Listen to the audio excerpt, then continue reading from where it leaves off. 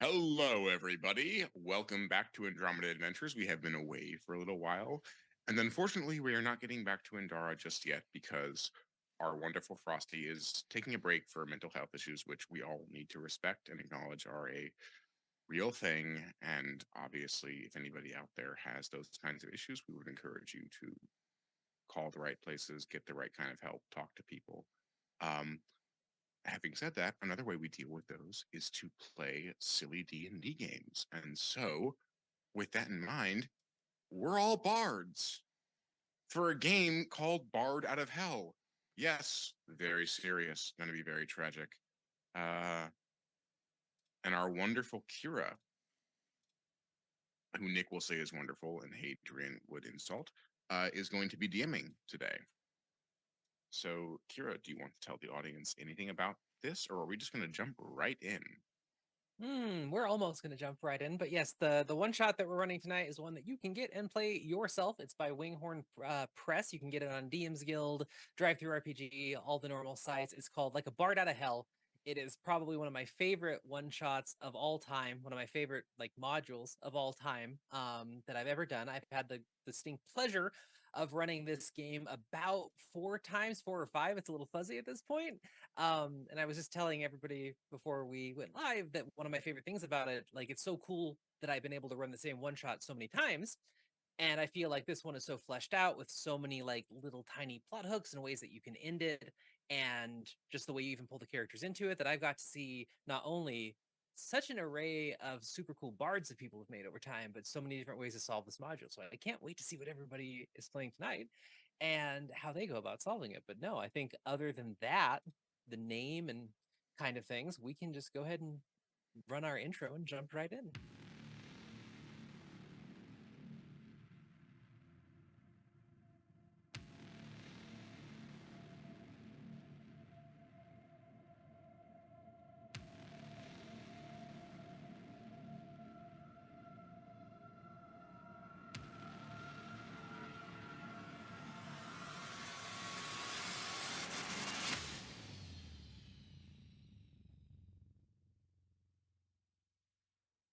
We're going to just pop into the world of Faerun. This is taking place in stock, basic, standard Faerun D&D 5th edition. And we're going to pop into the world of Faerun on just an innocent, sunny day for most of the continent. Depends on if you're up in Icewind Dale, where it's kind of snowstormy and stuff like that right now. But it's a pretty normal day in Faerun. And we're going to go one by one and meet each of our bards that will be performing for us tonight. So one by one, I'd like to rotate through the players and go ahead and tell us your character's name, give us a nice description of them, and then tell us what they're doing in Faerun right now, because they could be anywhere in Faerun. Who knows what they could be up to, but they got to be doing something right now. So let's go through and quickly meet and learn a little bit about each of these bards that we're going to be performing with tonight. And we can start with Nick. Fine. I suppose it's my lot in life to be first and run over by the whips and scorns of fate and time. I am playing Damien.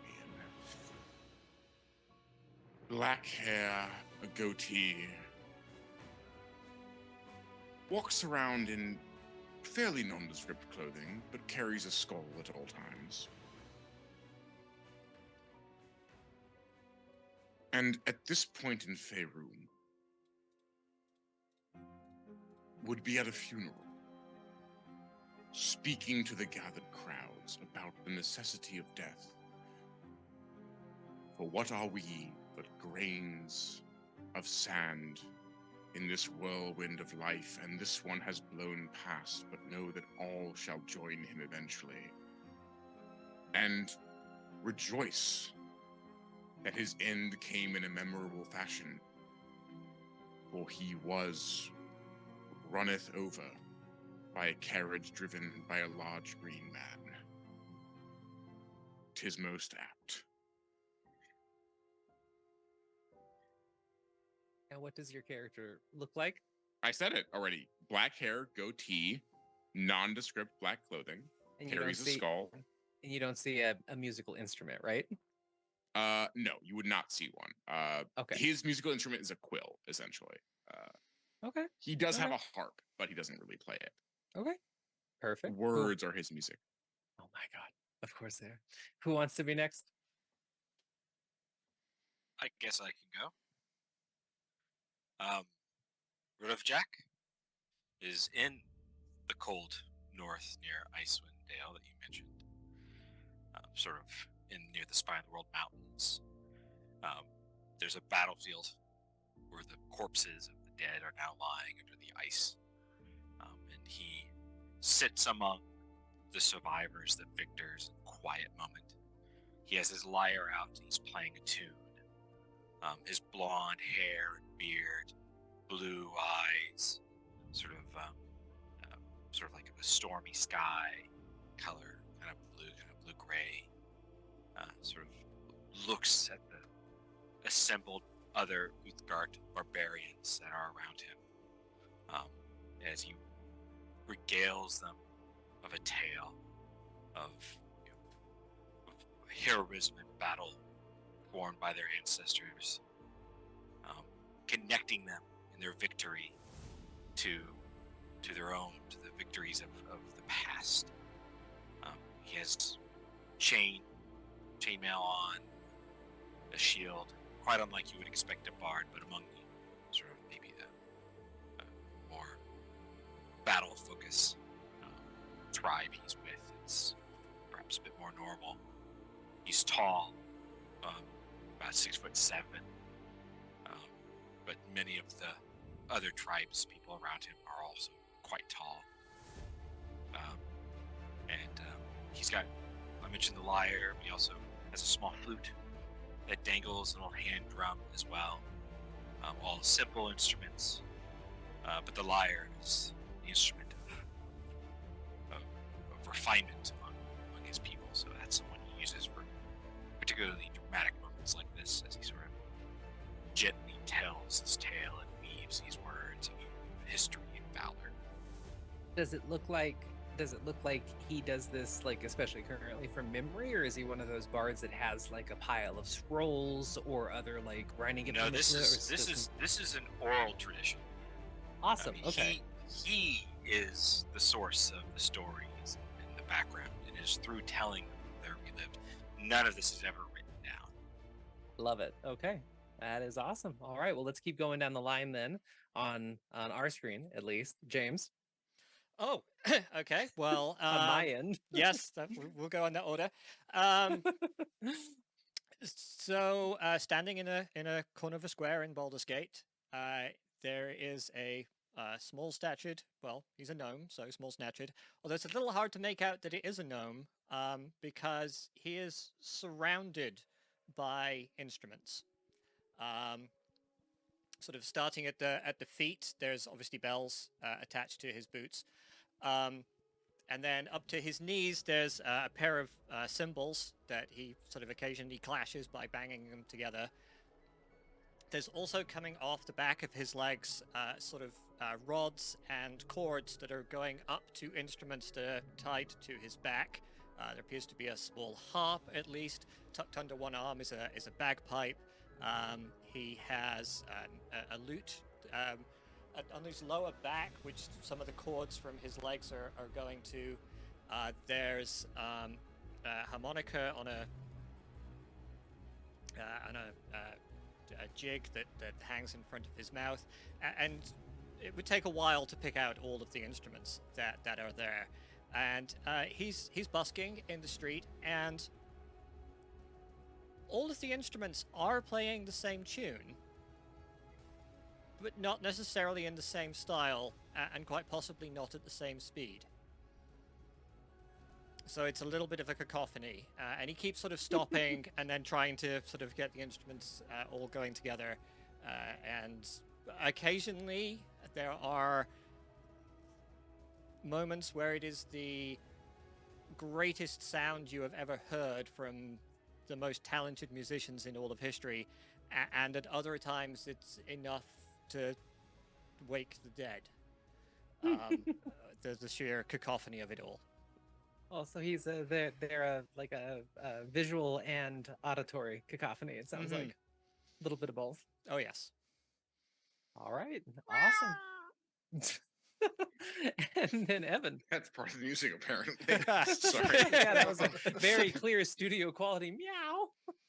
So, you would see Awen sitting in a dimly lit bar on a stage playing a lute. And as he sits there, a drink next to him on a little end table, he looks of regret of his choices in life. Does not want to be there. Simply doing it for a paycheck, nothing more. As he contemplates, he plays a sad, somber melody and reflects on his past mistakes, but are general enough to be made that anyone could relate to the song. He has long, flowing brown hair and wears simple robes and regalia. And that's about it, I believe. Okay. Well, so now that we've very, very briefly, in a very small way, gotten a peek into who these bards are, what they're currently doing now, what they look like, we're going to go ahead and go in the reverse of the order that we just did. So we're going to stay with you for a second, Evan. And as you are doing this just for a paycheck and plucking away, over the course of it takes like 30 seconds to a minute or so, you start to just get uncomfortable in your seat, and you feel the sensation tingle up your spine and your back as if 100 sets of eyes have fixated on you out of nowhere, and you feel the temperature start to go up and up and up. And at first, maybe you ain't feeling good, maybe you ate something, a lot of explanations, but around the 60-second mark, you start to feel that something is wrong. And as you look down at your hands, you see them burst into flame as bright orange and red flames just cover your hands and quickly spread over your body as if gasoline had been poured on you. And in moments, you are wreathed in this flame, and it's hot, it's uncomfortable, it's not burning you like a spell or an actual fire would, it's something in between. But everyone around you sees it and is starting to scream and stumble away. And in these moments where this happens, how do you react?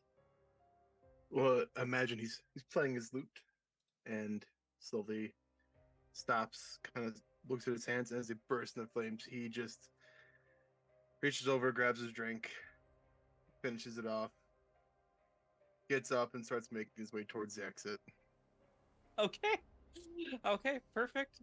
James, same thing. Well, you're out there busking, and all the cacophony of different types is going on. You begin to notice first in the faces of the crowd, because you're so focused with all the effort that it takes to play this ridiculous contraption.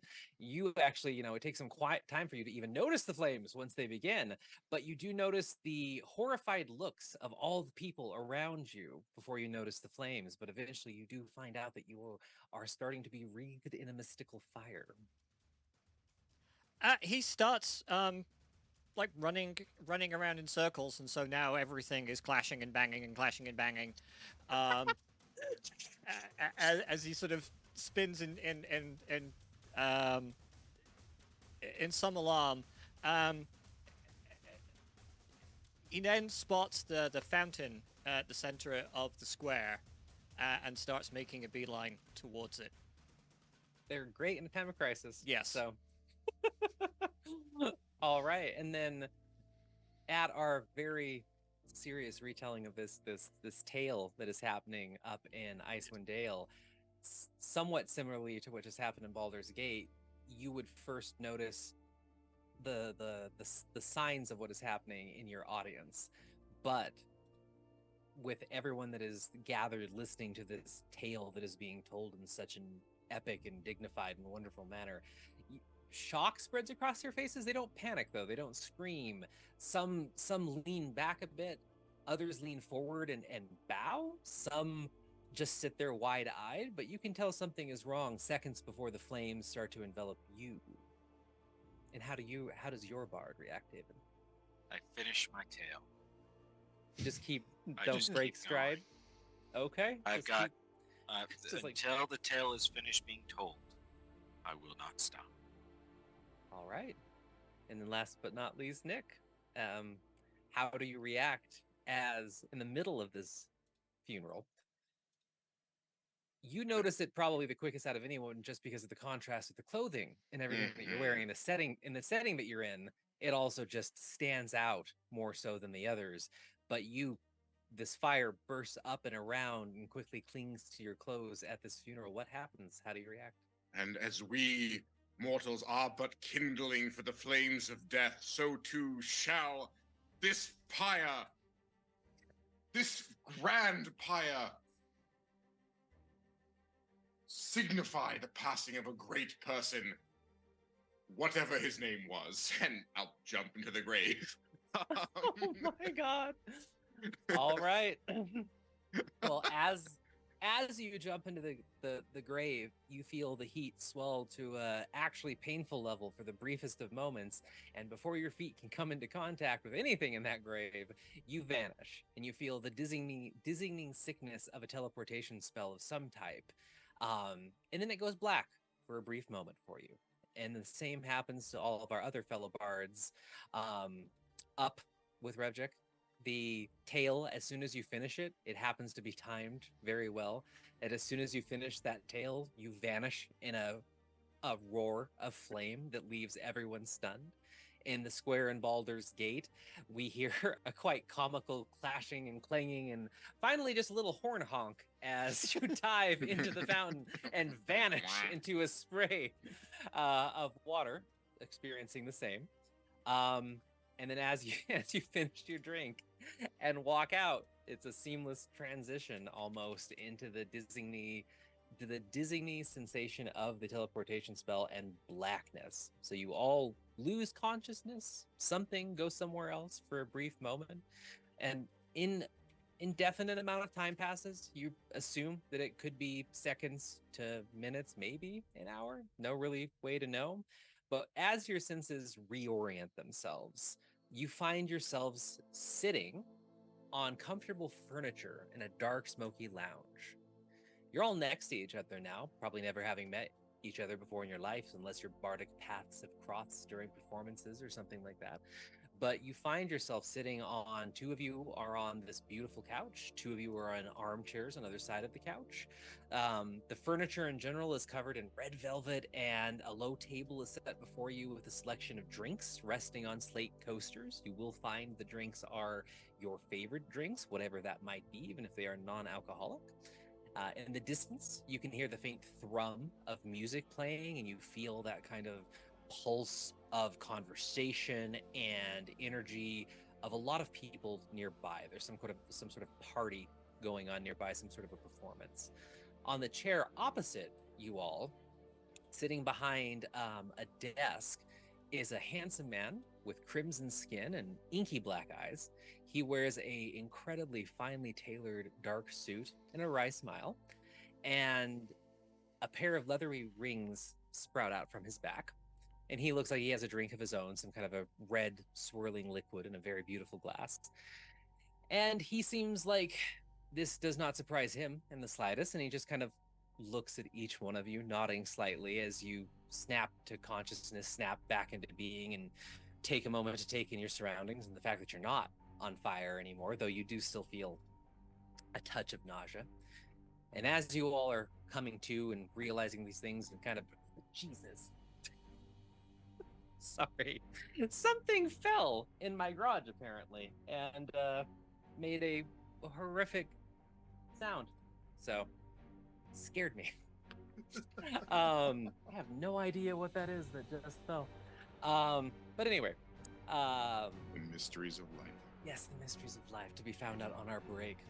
But as he looks at each one of you, as you're all coming to term with these things and regaining your consciousness, he just leans back in the chair and smiles and says, "Good to see you again. Grab a drink. We have a lot to discuss before your shows."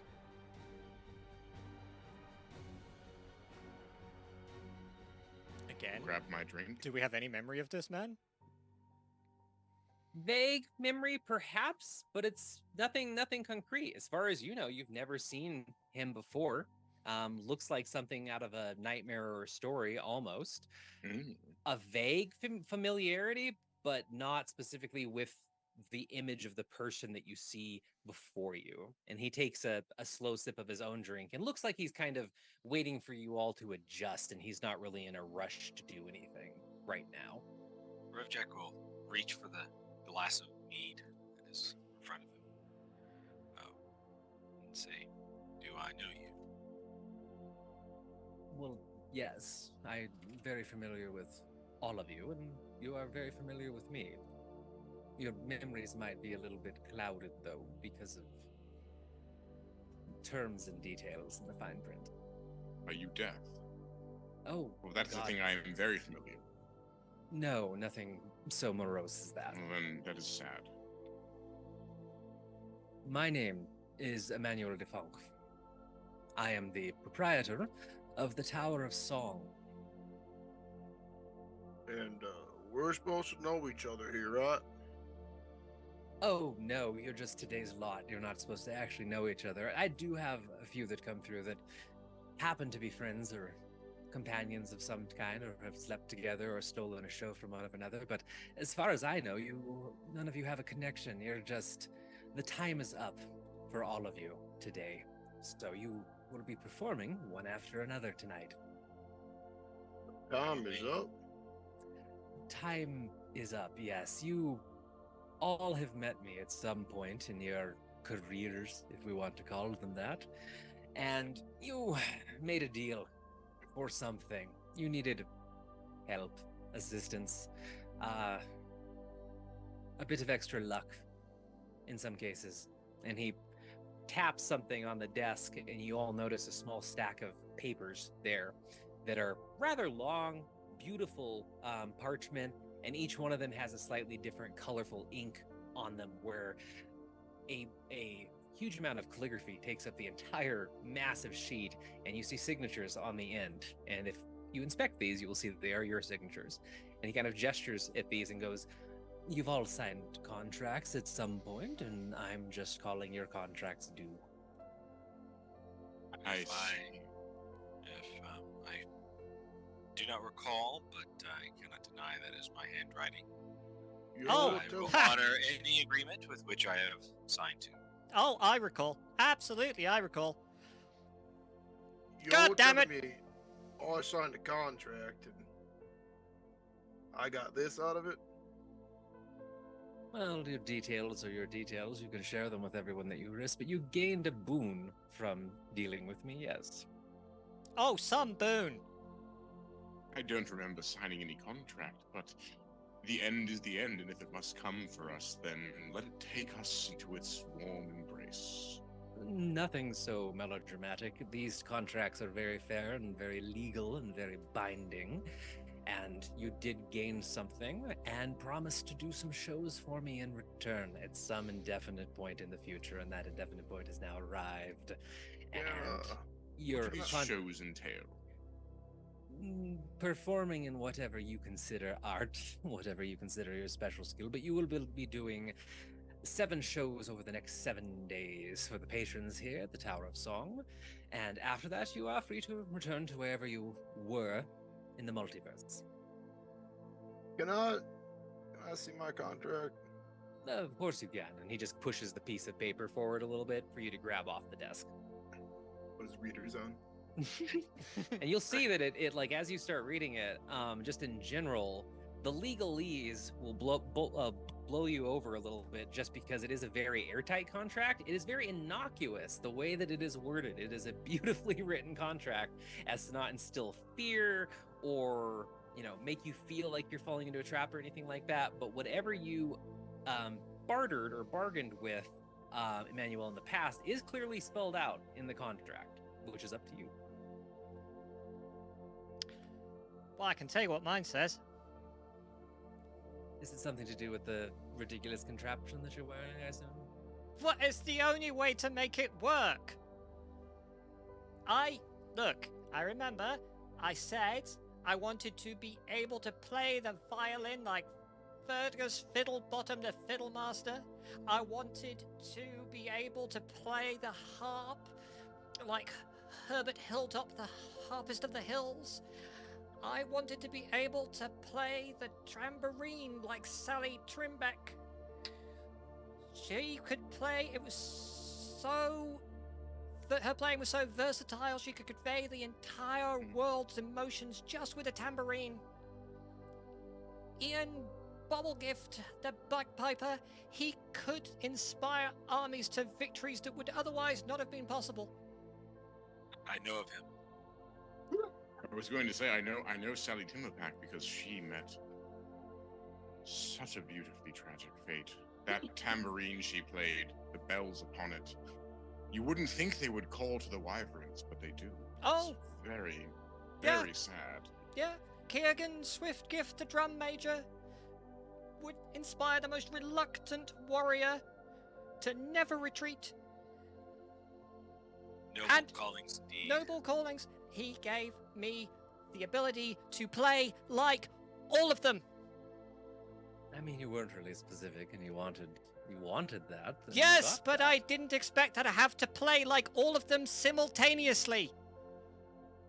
You asked for Details. the world. Yes, And you're Got it. surprised that it bit you in the ass. so I can't play a tune unless I'm playing as all of these people at the same time. And they don't all like playing the same way, even if it's the same song. Occasionally it is magnificent, but more often than not, it is just a cacophonous mess. Right. Let's hear it. Well, I think we're going to have an opportunity to do that very soon. Apparently, we're going to be Give us a doing little We have taste. seven, Come we have on. 7 performances, yes, that's true. Yes. Yeah, well, Do- I could do they- probably do 7 of them at once. Do they have to be musical? Because my work is not so much musical as drawing out the ennui and the hubris of mortal condition. And obviously, if any of my partners here are willing to assist, I could utilize them. But I You can sing wanna- of death. Heroic and noble. You want to kill me? no, I want to draw out your. And you would feel like a probe in your mind as the telepathy is investigating your darkest, most tragic secrets. Go ahead. I want to know more about the tragedy that led you to need to compete with your siblings and your parents, and why you felt unloved, and what that leads to in your life. I don't have any siblings or parents. I don't believe you. You don't have to. Not asking you to believe me. Every person has parents, as an FYI. Well, not everyone, technically. Not everyone. True, but he seems neither fey nor celestial nor demonic. So Well, I could have just to be dead. assume that somebody spawned him. Well, you would still have had parents before you were dead. I have had parents at one point. See? And exactly why that's a had and not a have is interesting to me. Yeah, I mean, I don't really know them. Such a tragic tale of an abandoned individual scraping for life and purpose. So much they signed an infernal contract. Oh, My This guy- contract, This I guy's crazy. believe, gave me what I wanted. I have no regrets. I seek the knowledge of my ancestors and the tales of their heroics, so that I may inspire my fellow tribesmen. And it was pretty much what I asked for. So I am happy to return and honor this sort of contract, and to fulfill the terms of which I agreed to. if we look through this contract. You're Is free there- to inspect them as much as you'd like. No, I was going to ask you because you seem to be an honest fellow. Is there a stipulation that if we don't perform well, for example, our souls are, I don't know, damned for all eternity? That would be not how I conduct my business. Art is such a wide variety of things, and no, I would never do such a thing as an artist myself. You simply have to perform. I would most likely take personal issue if you decided to fake it and not give it your all, but I have methods in place to ensure that that won't happen with most I- people, but I mean, we've Tails. all called in a performance at least once, haven't we? No. Only me? I never call in a performance. I give it my all to bring out the sorrow and the tragic nature of whatever I am speaking to. I would never dare insult the ancestors by not giving their tales and stories their due respect and full, honest performance. Sure. What about you? Do you ever perform a performance in? What, me? Yeah. No. No, can't say that I have. Like once I Right. start performing a little bit, it sort of becomes a lot. So no. So what I'm taking from this, what was your name again? This is looking at Alwyn. Awen. Awen. My name is Awen. So what I take from this, dear Awen, is that you are the tragic outsider here. There is Seems like darkness in your story. Sure does seem like it, doesn't it? It does. I don't know. The one with all the instruments seems to have gotten screwed over by his deal. Oh, but that's what we call dark comedy. That's more the Oh, thanks. hilarious. You're Yeah, welcome. I don't find it very funny. I find it It is a little comical. hilariously tragic. Maybe I write a song about it. Look, Yorick here finds it hilarious. He holds out the skull and it's just like grinning. Well, you carry a skull around. Don't you? There's one inside your head, anyway. Inside my head, yes. Not in my hands. Well, you still carry a skull around then. you're going to be a fun group. I take offense to that. Can I violate my contract real quick? Can you what? Can I violate my contract and get out I of mean, here? you can try. It doesn't work like that, but feel free to rip it up if you'd like. What do you mean it doesn't work like that? It's just going to vanish. It's not the real copy of your contract. You think I'd hand you the actual copy that you signed? No, let's say hypothetically I'm looking for the real version of that contract so I can avoid it and not come Mm. across it. Mhm. Where would that be? I don't know. That is rather unfortunate. It is, isn't it?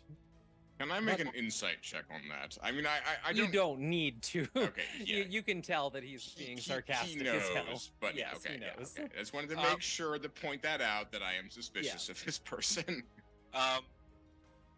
When is our first performance and what does it entail?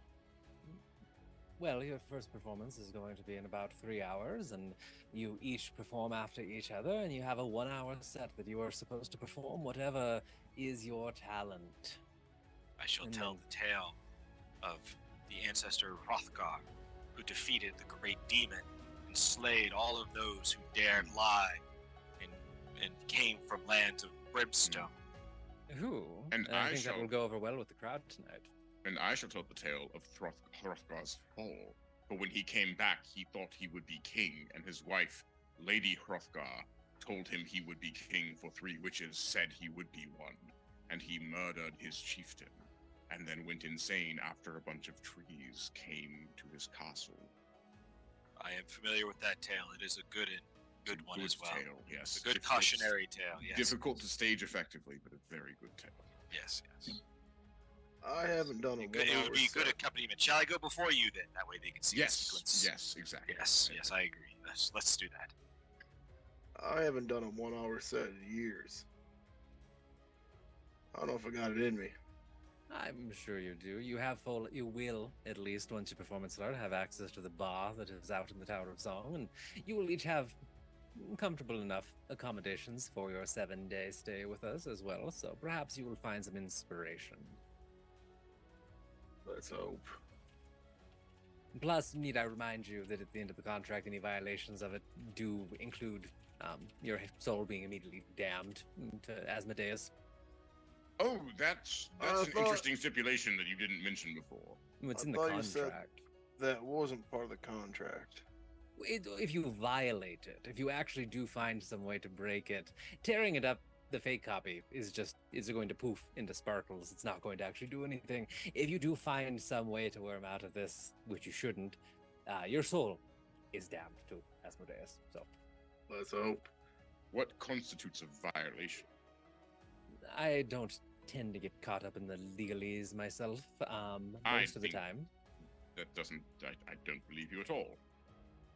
I actually have a guy for that, but not performing for an hour or leaving somehow before your performances are completed is a very decent example that I would give. It is good that I decided to tell the story of the fights against the demons and not the fights against the devils, Why is that? because Amadeus is of the devils and not the demons. Oh, well, I don't think he has any representatives here right now, but I don't know. They- Depending on the crowd, either one might work. They're Right, always very well. watching. It's a cautionary tale too, right? You know, some people find that cathartic to hear a tale about how they fell. I'm excited to do this performance. I think we should get on with it. I am pleased of it. If I shall give it my best, and by doing so, I should happily earn my right to leave. Well, I'm sure that you all will do quite wonderfully. I have some other guests to attend to myself right now, and your quarters are still being cleaned from the last guests that were here. So, if there's nothing else you require from me, you can enjoy the accommodations here, enjoy your drinks. They come with free refills, magically, of course, and you will be summoned when it is time for your performance. May I inquire, just because it seems like it could be a very interesting and tragic tale. What happened to the guests that needed their rooms cleaned? They completed their contracts and were teleported back to wherever they wanted on Faerun. Do we believe him when he says that? Yeah, because the way he said it did sound like blood was all over the room. That was the He- vibe that I got. He so. seems doesn't seem like he's lying, but at least at a base level. But go ahead and roll insight. Anybody that's more curious about it. I will do that. I'm guessing I can't use my detect thoughts on him, but I am not the most insightful, but I'll roll anyway. Nope, I have no idea. I rolled a 4. Very trustworthy, gentlemen. agreed. Very trustworthy. Yes, as far as you Wow, two are I concerned. like this guy. He seems to know what's up. 14? Yeah, we have a 4, a 3, a 10, and a 14. Yeah, all of you. He seems like he's telling the truth. His eyes aren't shifting around. You know, he has a pretty jovial manner in general, and seems like he just enjoys the power dynamic that he has with everybody that most likely ends up in this room. But he doesn't look like he's being dishonest, or he's covering something up, as far as you can tell. All right. Well, You then have your let's- contracts in front of you, and they do very clearly spell out, if you perform, you get taken back to Faerun.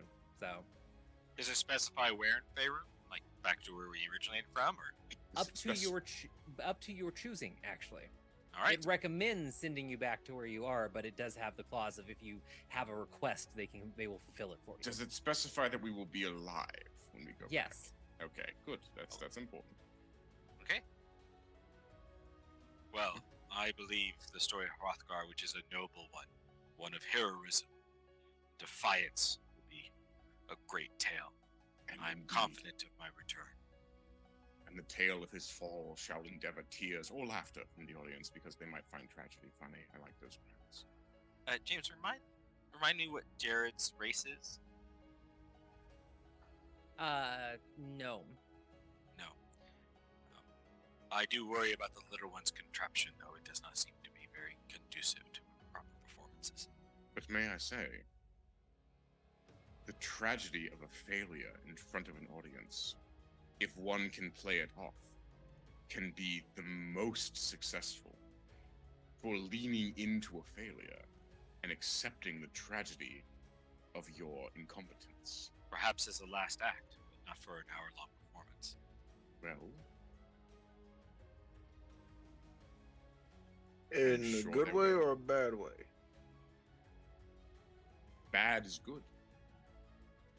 Bad can be good. Some of it will be the best music you've ever heard. Absolutely. Have you heard the term What is the, Schadenfreude? What is the percentage of good to bad, typically? Oh, no, it depends on the day. Fair. I can't wait. And I'm as you've so all- excited to see yours, especially. As you all have been talking, Emmanuel has finished his drink, set it on his desk. Speaking of stood up. drink, we have been hit with a hydrate by the Oh. Azig. Oh, The Azig. Oh, the Azig. I get Ah, water. I have a beer. Perfect. Oh, that could, right? Thank yeah. you. Thank you, Azig. I could get bad. Is that hydrating or anti-hydrating? I don't know. It tastes. Still Oh, counts. it tastes great going down. That's all I know. Yeah, it's just if you're hard going down, boys, it goes down, it stays. But as you guys were talking to each other, Emmanuel stood up, finished his drink, set it on his desk, kind of brushed his own like smoking jacket down a little bit, and just walks over to the door that is in the far corner of the room behind the couch. And as he opens the door, because nobody's engaged him or anything, he's just kind of going about his business now. He opens the door and kind of snaps his fingers, and you see 3 individuals walk into the room. 2 of them are very similar in appearance to him, except much more muscular, and they're wearing these dark suit-like pieces of clothing that they're almost busting out of. And then there's a female devil as well, and she is wearing an outfit that is kind of beautiful, jumping and shifting flames. And he has a brief, very, very softly spoken conversation with him, and it seems just like a very quickly, like, I'm headed out or something like that. And he ducks out the door, closes it, and locks it behind himself. And you're left with these 2 large devils and the female, who stand near the door, kind of give you all a once-over, and then just turn and talk among themselves. And they seem like they have been left there to keep an eye on you. Excuse me. Yes? I thought we were free to roam.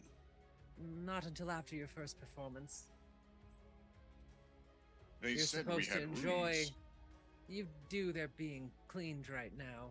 So we're gonna sit here for 3 hours, go on stage, and then go to our rooms. Typically, that's how it goes. Or What happens untypically? we I don't think talk those about 2 that. beat the shit out of you. I mean, you can try. That's not really something. No, you I should be mean the doing. 2 large gentlemen here, I think, beat the shit out of you if you try to leave. Oh yes, that is what happens. Oh, I've seen well, it a lot. I'm sorry. I wasn't intending to leave. I just wanted to know what was an untypical presentation. We don't tend to talk about it that much. We don't like giving people ideas. But ideas are what make art. Sure they are.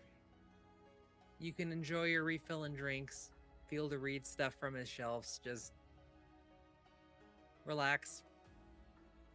Man, York, she's not much fun, is she? I'm gonna sit down and just drink and I've had Start. worse. writing. I've had worse bookers than this. Oh, And you with have? Your 2 associates seem to be strong. Are they warriors? you could say that they're the local muscle, and they do quite well for themselves. They're kind of the strong, silent type, but they So they do they not are fight warriors. battle then. Not traditional battles. No, more like bar fight sort of thing. That is a shame. I was hoping they might have heroic tales with which to share. No, I don't think these guys have many heroic tales, and they both just kind of grunt at her and respond and don't seem to like they're engaging. But she continues, there's plenty of people in the bar, though, that have heroic tales that you might be interested in once you get out there. So do good in your performance, and wander around a bit afterwards, and pick up some of those tales, probably. Excellent, I will try. And you, are you a warrior? Oh, no, I do my own type of fighting, but not on the battlefield. Please stop bringing it back. Never mind. And she looks over everyone and waits a second and then goes back to talking in muffled tones in some other language with the 2. And they will stay in the corner near the door, guarding it, Is this talking among themselves. Are they speaking in Infernal or? Something that you're not familiar with off the top of your head. It seems like more like thieves' camp. Okay, cool. But they're just standing there talking, keeping to themselves, unless directly engaged. But you have free reign of Emmanuel's room here otherwise for these 3 hours. So is there anything specific anybody wants to do in that time? Are you going to wait the time out, or are you going to try something else? Does he have any books or anything in the room with which to peruse? Yes. So the lounge is about 30 feet by 40 feet. The furniture is covered in that like plush material. Everything's crimson in the room for the most part. The furniture is made of black wood. There is a chandelier that provides like a murky orange light that barely reaches the wall, so it's like low lighting in here. The walls are covered in paintings that show devilish figures reveling with mortal worshippers. You do have 2 large windows at the back that provide a view of dark gray sky that rains ash, and you see like fires flickering in the distance, and a massive city sprawls out underneath the tower that you're in. Definitely on some sort of plane of hell, for sure. On the walls of the lounge, though, behind the desk, there are bookcases, and you'll find the books there to be some very, it's an amazing collection of just art in general. But the books, you'll recognize some things from Faerun, some things seems like they could be from Faerun, but you're not familiar with them, and some are completely alien to you in every single way, but you can completely browse the bookshelves and look at them while you're in there. I will casually do so, mostly looking for any kind of stories of warfare, or battle, or heroic tales. There's something called Beowulf from some other place I don't know, which I probably pick up and browse through. So, ooh, Grendel. You would find a copy of Beowulf there, I would say. Yes. Who's this translator? Tolkien. I don't know. I was gonna say I would do the same, looking for sort of tragic tales. So, you know, what's this Hamlet thing? I was gonna say Hamlet. No, King Lear. I don't know, King Lear or Macduff. There is no Hamlet book on that bookshelf. I Just see. Beowulf. Just Beowulf. Of course, because only Beowulf is an interesting story. Yes. This man has no taste. I say as I go back to the couch and just say, "Isn't that right, Yor? Alas, I knew him." That's it. What else are you going to do? Are you going to wait those 3 hours out then? I don't think I stand a chance in hell fighting these 2 people. When you say that, you hear actually from Revtech, you hear and you realize after a moment that was him laughing. I do have a natural charisma, I've been told. I can tell. It is certainly very natural. Always want to crack a quick joke. You did. Thank you. Oh, really? I didn't notice. If you missed it, I said you don't have a chance in hell. We're in hell. Because we are in hell. Yeah. Yes, that was the joke. We understand. You know, it's not funny if he has to explain it. Right. I typically try not to, but for some folks, they don't quite get it the first time around. I think that when you have to explain something, it's funnier. Especially when the explanation is sad. You're not one for many nonchalant jokes, are you? More the dark kind of humor type. Oh, I prefer to think of myself as an astute observer of the mortal condition. Dark humor. Got it. Correct. So, do you all perform for your livings? I play an important role of my tribe to carry on our histories and our tales, that further generations can pass it on and remember the great heroics that have come before us, so they may be inspired to great deeds in the future. I sometimes get paid for that, yes. I mostly end up performing whether I want to or not, so I tend to do it in public places and hope people throw money at me. Do they often do it trying to stop you from playing. You have like two hats, one to stop and one to keep going. Well, Whichever one is bigger is the route you go. Oh, I thought it was Right. more about throwing them as missiles, not about. I try not to think about why the money's coming my way just as it is. That is a wise Fair approach. enough. Yes. Indeed, sometimes we do not need to confront terror. That is our life.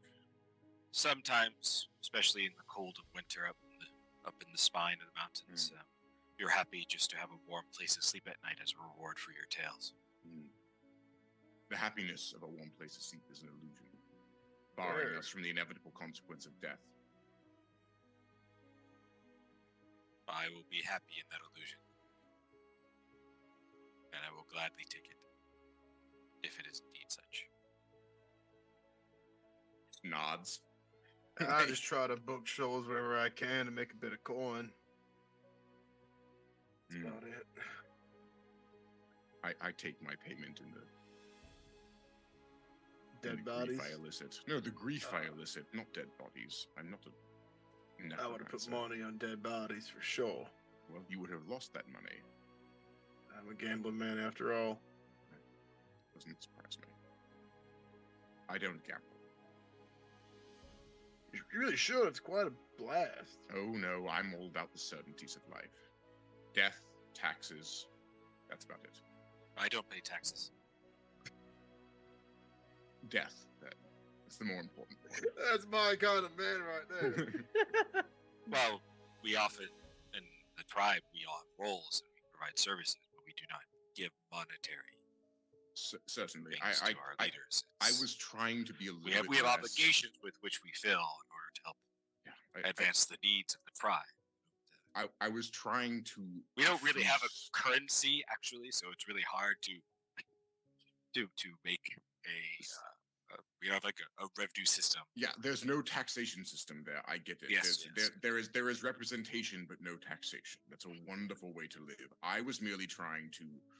Well, I mean, we have kings at times, like big leaders of the tribes that get together, and they don't really, we don't have representatives in that sense either. So, Well, Really, you can yeah, talk to him, diving. right? You can just be like, You know, hey, this would be a well, good I guess you idea. could. Yes, there aren't that many of us. I- Maybe I- 100 I- or so. So we I all kind of know was- each other. So, I was going to perform the tragic tale of Macbeth and Lear, but now I think I might get more tears out of the audience by giving them a lecture in the taxation systems of the northern tribes. You want Well, people it would be- falling it would asleep, not last that'd an be hour. great. well, but the one doesn't exist, so how could you make it last an hour? Oh, trust me, I can carry out anything if I want to. I do believe you. Yes. I I thank you. wouldn't doubt it either. Yes. As you're all talking, can I get a round of perception checks for everybody as this Uh-oh. as this Of conversation's course. going on? Perception checks? No, couldn't be me. I What is rolled with a the dice 7. rolls? 11. Well, Nah, you gotta keep in mind. There's a 20. 20. All There you go. time. There you go. Yeah. We Like, got a we're all 20. playing bards. Wait, why- Wisdom was wait, not our hold on. first choice of Okay, can I stats. ask? I rolled the 20. I have +4 in perception. I don't know why it wasn't adding that. It's Oh, it says It plus just zero. says 0, yeah. Huh, that's weird. Could have been a character sheet bug or something. yeah, that's what I'm guessing. But So it'd be a 24. But Well, that'll make all the difference. It I might don't. yeah. I don't So- know. So, Iwin and Damien, as you're sitting there having this conversation, you both notice it around the same time, but it takes you a few seconds to work it out. And what you notice is over the last couple minutes, every time you've like glanced towards the bookshelves idly, or you've seen some movement out of the corner of your eye near the bookshelves, certain books seem like they've inched out ever so slightly. And for the first couple, easy enough to write off as perhaps the drink if you're drinking something with alcohol in it, or a trick of the low lighting in the room. But you both, around the same time, come to the conclusion that a bunch of books have been pulled out an inch or two from the bookshelf, and it looks like 12 or so have been pulled out at this point in a Any very sort of- random pattern. No pattern. Okay. I'm too engrossed in Beowulf right now to I will go investigate because I couldn't. I'm hoping that one of these at least is written by the great author Bill Shakeshaft. So I'm going to go see. What Shake, these are. shake pointy weapon. Exactly. Yeah, I would get up and investigate as well. All right. Well, you both wander on over to the bookshelf, and you notice that the books do seem to be like they were pretty randomly selected that have been pulled out bit by bit. But what is of more interest is now that you're standing right in front of the bookshelf, there is the faintest, softest glow of some of the letters on the spines of the books have lit up with a faint glow. And what it spells out is if you read from left to right across all these tiny little letters that have popped up at the spines of the books, you are in more danger than you realize. And on that note, where you're having that realization, if we can take, we're just going to take a really quick break for like 3 minutes. My dogs have been freaking out about whatever dropped this whole time, and one is like licking my leg incessantly, and I need to let them out really quick. So if we can just, we don't Yeah. even have to go to the break screen if you guys want, or we can go to the break screen if James is ready for like 3 minutes, if that, and we'll pick up right there. I can do that. Give us 1 second. And Perfect.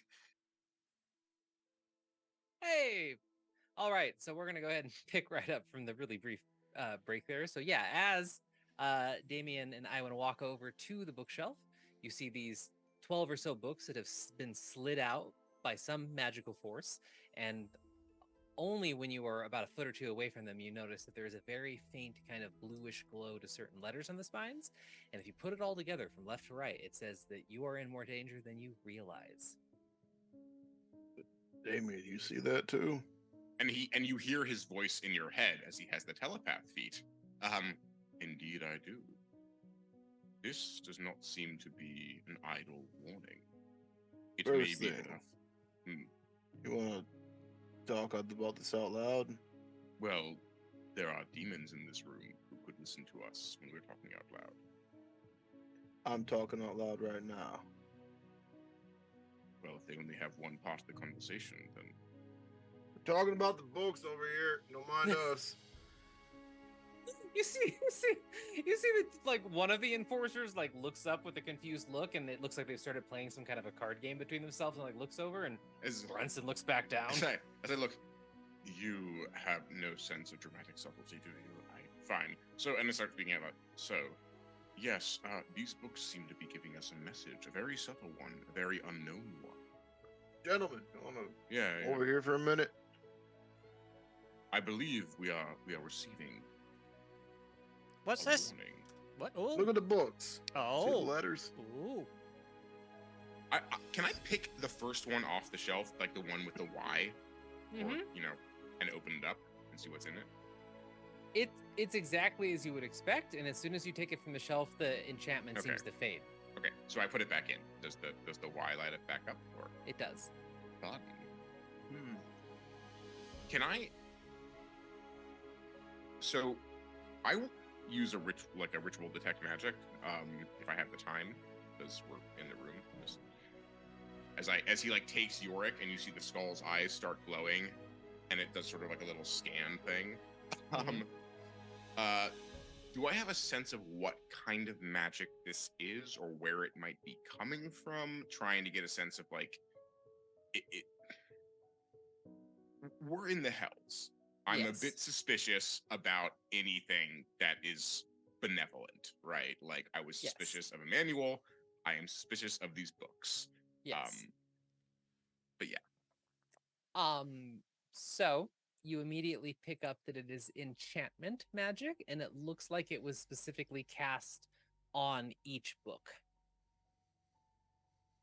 How can I get a sense of how old this spell is? It's kind of tough with that, but I mean, if you had to guess, it seems very fresh and new just due to the brightness of it. Okay. Doesn't seem like it doesn't seem like it's an enchantment that's been sitting here for a long time, and this happens to every guest sort of thing. It's very easy to distinguish that this was intentionally placed here, and probably recently. Maybe a former guest. Well, Or if perhaps they the ancestors speak to us. I Do your ancestors usually speak in book spines? I didn't realize that was how the got communicated. No. Yeah, I mean ancestors, not in such a specific sense as in communal ancestors. Oh, I'm Those sorry. before us. Those who It's have fine. passed here before I did not. us. Yes, I did not. I got what you meant. I got Yes, what you I I'm- appreciate. I was being poetic. I do tend to sort be a of- literal person unless I'm being poetic. So No, I understand. I was not. yes. Do not worry. Yeah, Yorick believes this is recent magic, but I will say, if I'm being honest, well, they leave people in this room for a while. Perhaps somebody picked up on something we're missing. Oh, this is a test to see if we'll try to break out of here. Or somebody got really, really bored and thought they'd play a trick on the next people who came through. I would. Would you do such a thing? Yes. I see. Did Wonderful. you plant these books here and a little magic on them? No. No. You would tell us if you did, right? Oh, yeah. That wouldn't be funny anyway. No. It could be But funny if it You ended in would do tragedy. it. What you're saying, Yes. if given the opportunity. You're not on the group that I'm... No. That would just confuse what we were trying to do and make a mess of it, which wouldn't be funny. But doing it to the next group, yeah. I see. Fair. So if we do get out of this, yes, but setting up the next group for a tragic failure could indeed be interesting. But we first need to figure out what this is. So You are allowed to cuss if you'd like. I know you held back there, but I'd like to hear it. what the fuck this is? There it is. What the goddamn ever-loving skull-fucking fuck this is? Is that Let better it for out, you? big guy. I'm sorry, know- Yorick doesn't like those words because eye sockets are a thing. So please, like, Oh, I As- can take care of that for you. While I appreciate the wonderful banter with which we're engaging, I would like to ask the question if this warning was indeed something we should take seriously. I We're don't in know. hell, surrounded by infernals who are playing cards in the Exactly. corner. Yeah, I'd take it seriously. No, I'm gonna agree with that's the not little the one. point. My point is that I don't. What could we possibly do in this situation to change things as of now? Should I try to charm him? you mean her, right? Them. Well, the two of them don't seem to have much. Hello, do you have mental faculties? I say to one of the bruisers. I sit back and wait for them to beat the living shit out. It takes a second. They obviously are aware that you said something, and the same one that stuck his head out last time, like, kind of looks over at you and like raises the eyebrow again and just waits, and then shakes his head and looks down at the cards. And they don't really respond other than that, which is perhaps odd. Oh, well, I've got an idea.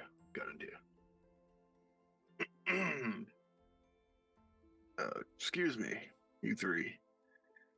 Do you go up to them, or are you staying over near Yes, the bookshop? I'll go Okay. up to him. Okay.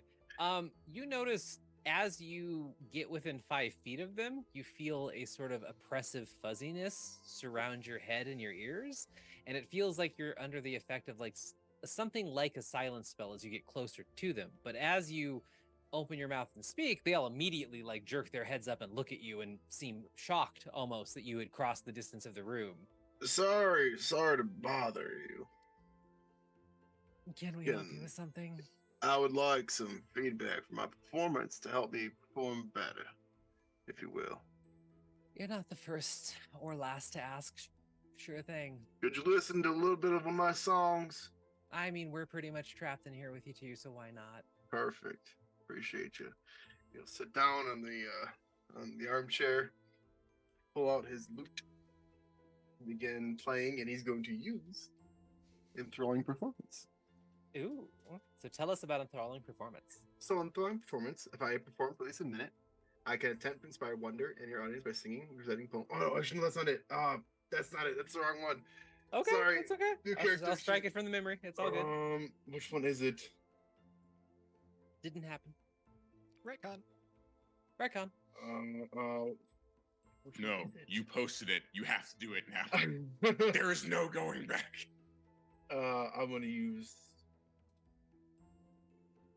Mantle of Majesty. Tell us During about this- Mantle of Majesty. So during this, as he starts performing, he seems to be surrounded by a faint glow of sorts, and sings a tale of heartbreak and despair over a former romance sorts that fell through. And during this time, he can cast Command as a bonus action. Ooh. So he will attempt to cast Command on each one of them at certain points. Okay. And the Command lasts for how long? I believe Around. it's It's yeah. one command, yeah. Yeah. One Like command. like grovel or talk or whatever. It's not. Command them all to sit. Okay. What is the DC for that? My spell save DC is 15. 15. And what kind of a well, it's a con check or It's- something, right? It's a command is a oh god. Wisdom. Wisdom save? Okay, that's what I thought. So we will go Um, ahead. Yes, succeed wisdom saving throw. Okay. And So as he's so performing, he'll look to the others like and kind of move his head towards the door. as this is happening. Wait, can I hear this happening before I try to interact? I'm with singing this? a fucking sound Well, really there, hard out here. there was a sound barrier, But there was possibly. a silence, so that's why I'm asking, right? I need to- You hear very faint muffled playing, so there is something that's interfering with the sound, but you all still see Okay. Iwin, and you get what's So- going on, even so- if it's a bit muffled. So I am going because I don't know about hers, but these two don't seem that charismatic. So I'm going to utilize Sorrowful Fate, and I'm going to try and make one of their saves at least a charisma saving throw. Okay. As I lament that these bruisers have yet no wisdom or presence, only muscle, and therefore their mind is mush in front of our beautiful performances. Okay. Sad, sad hubris tale. Well, we will roll that one first then. So they get an 11 for their roll, and they are going to go ahead and fail that. So the one that you assisted on does just kind of like, still with a deck of these kind of obsidian-looking cards with these dark purple designs in the back, still in his hand. He just kind of turns and listens and slowly does a sit, going down under a cross-legged pose. And he'll wink when they sit. And then the other fiend also does the same thing and goes right down. And then for the charmer, though, which could be a challenge. Not a challenge. Yay! She also just kind of drifts down and eventually puts a elbow on her knee, sitting cross-legged as well, hand and chin in hand, and just watches with that kind of dazed look in her eyes. He'll be moving his head like towards the door, like fucking go. I'll go towards the door and just They don't seem to react when you do. It looks like a standard door with a lock and a knob. should we try to pick the lock? I can't play forever. I am not skilled at such a thing. Can certainly try.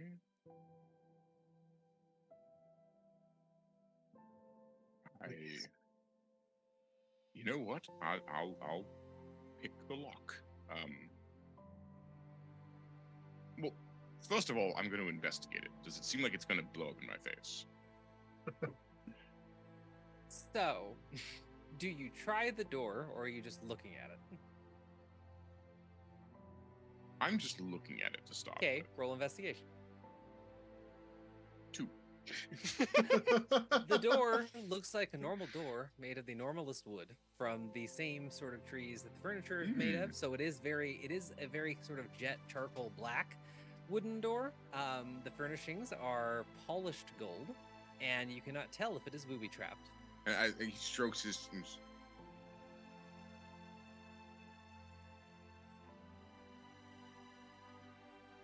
raises a finger, looks for another minute. Upon investigation, I have concluded this is a door. To where we don't know, but probably tragedy. For now, the Always fiendish a charmer door and worth enforcer going still through. seem like they're listening. I'm about to play the extended version of the song. I looked at one The of them. vinyl cut. Where does this door lead? They don't seem to listen to you. They They just listen seem to to me be play. enraptured by what's getting played right now. I use detect thoughts. Okay, who are you using detect thoughts on? The charmer, of course. She seems to know more. Okay.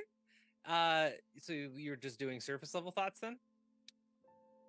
Well, yeah, but I'm gonna try and dig deeper, of course. Like, Okay. Well, as soon as you cast the spell and connect telepathically for the detect thoughts, you just hear her voice in her head delightfully like humming along with the song. Are you going to push? oh yeah, Okay.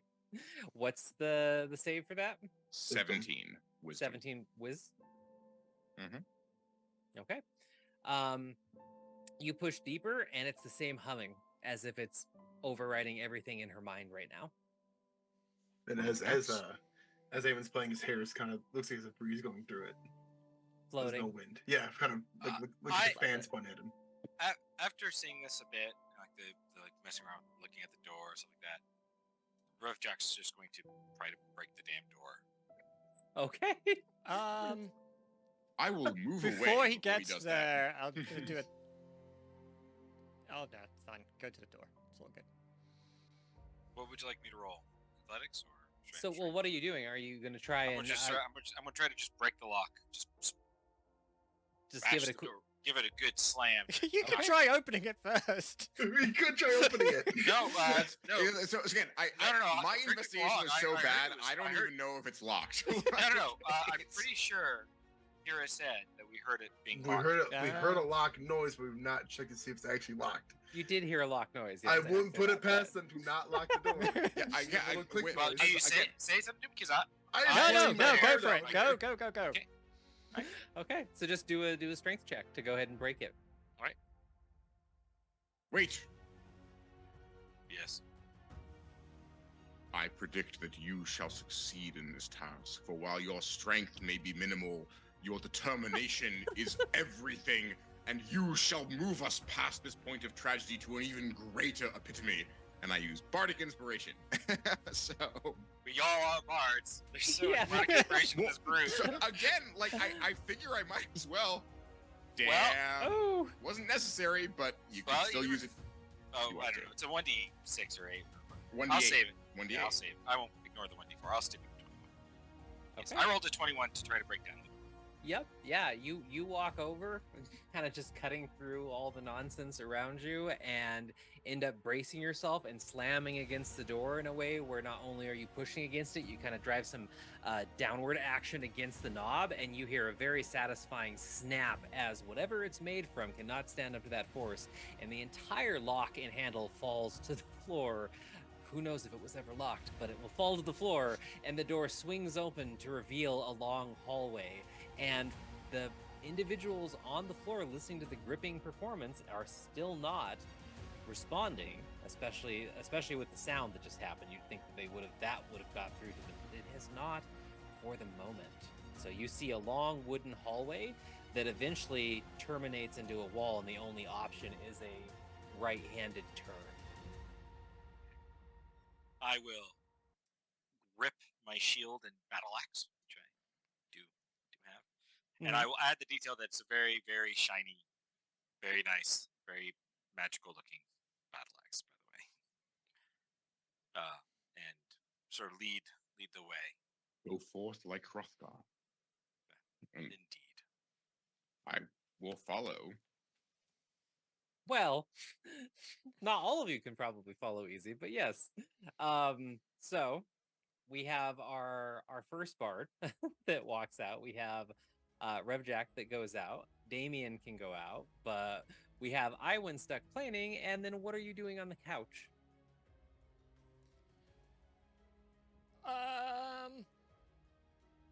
Yeah, just standing up and looking at where they're going. Okay. Are you gonna try to follow or? Yeah, with gonna try to follow. Okay. I win. I can't. I'm busy. I'll go back in. I've got tears flowing. I'll So go is back in the and just performance. I will wrap my arms around him and say, "Continue your tale of tragedy, and I shall ferry you to the other side." And I'm gonna pick him up and try and carry him out the door. No, with you'll, me. he'll like kind of stunt you, like, don't go. No, it must. We. Don't mind now. It is not your time yet. It may be at some point, but now is not the proper time for the catharsis. Come. They're gonna kick our ass if you stop me performing. I'm not stopping you. I said continue. They're gonna follow. We can close the door behind us. What's left of it? Door is broken. I'm still gonna pick you up. You can try. I will try. I will fight you on this. Contested strength rolls, I'm going to please. continue Athletics, my I performance. believe. Strength or athletics? What would you like? Up to you. Charisma acrobatics. With them defending a grapple. I think with grapples, I want to say it's just Yeah. opposed- It's no acrobatics is okay, right? Is it allowed? Mhm. Yeah. Charisma For the acrobatics. defender, it is. Yeah. For the defender, yeah. Go ahead, roll your strength. Let's see it. 14. 14. That's a 4. Sorry, a 4. That's what I meant. That's a 13. I for me. am gonna use. Well, why don't you just tell them to sleep or something? Fine. Yeah, you should do that.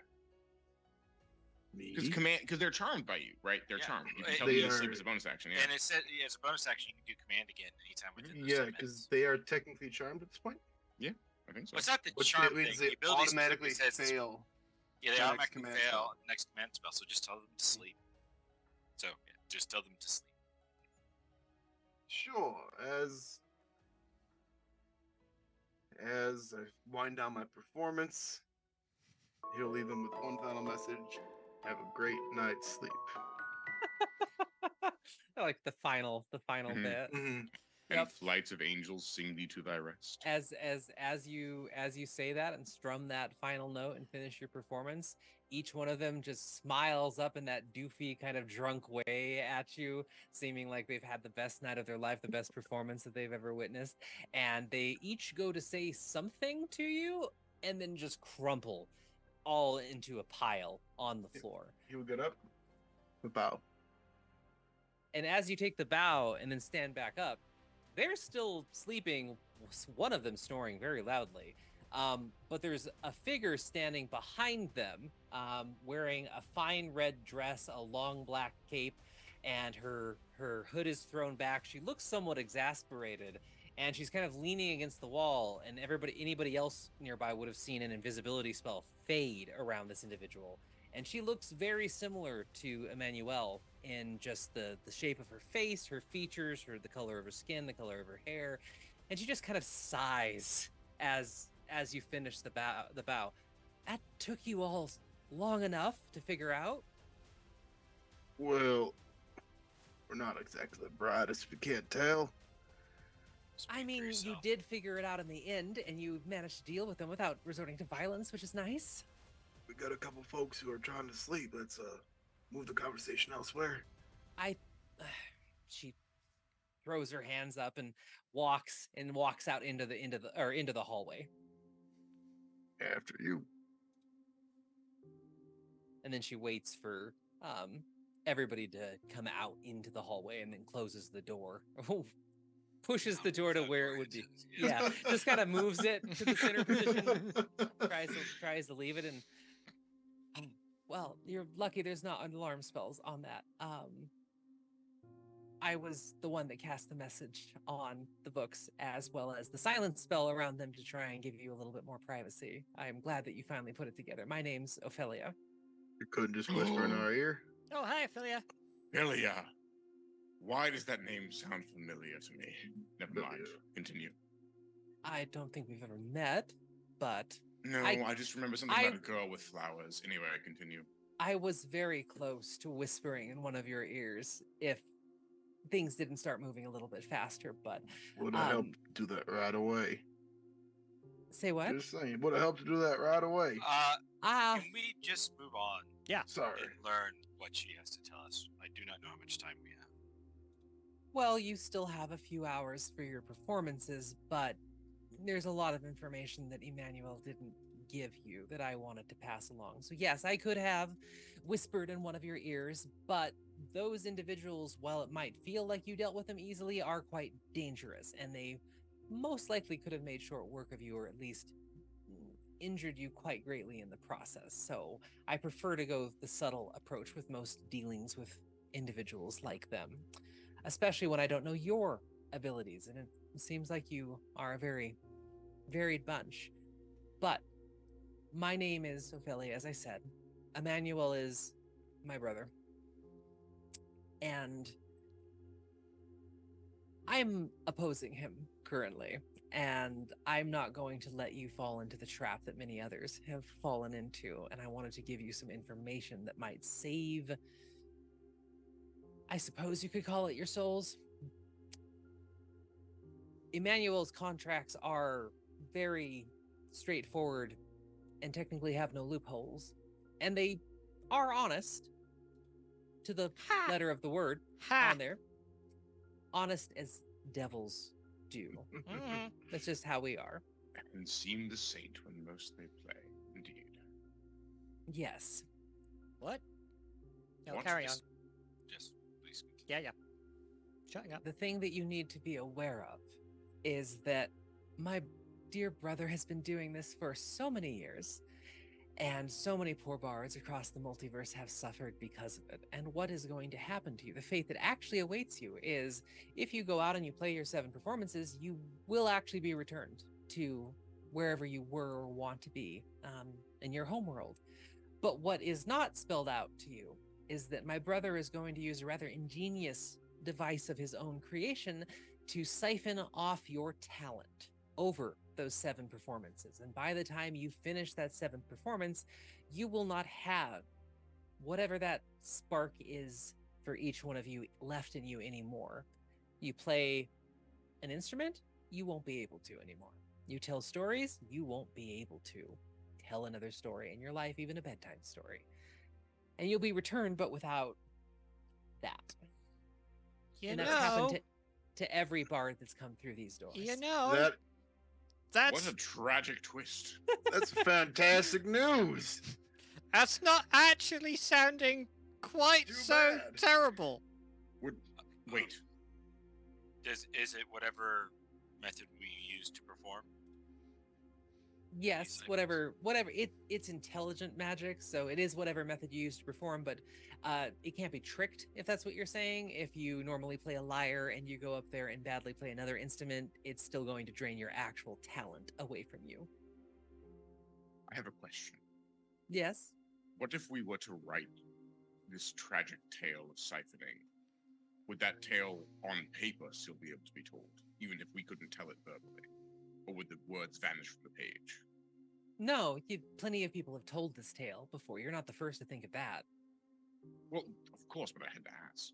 People tell it as a tale of warning, but it's just hearsay, just if like a you're- devil's contract. If you're coming to warn us of this, I can only assume you have an idea on how to avoid it. I do, in fact, because I don't want to see you have to struggle, and I want to bring my brother down to his knees. And I do have a plan. And the plan is actually quite straightforward. You need to destroy your original contracts. That's the only way to really wriggle out of this in any capacity, is if you find your contracts, the true piece of paper that you signed however long ago, and destroy it, you will be free from its shackles in every single way possible. You still will have to find your own way back to Faerun, and you'll still be here, but you'll be free of all the bindings of that contract. And there is a way to get back to Faerun here, obviously.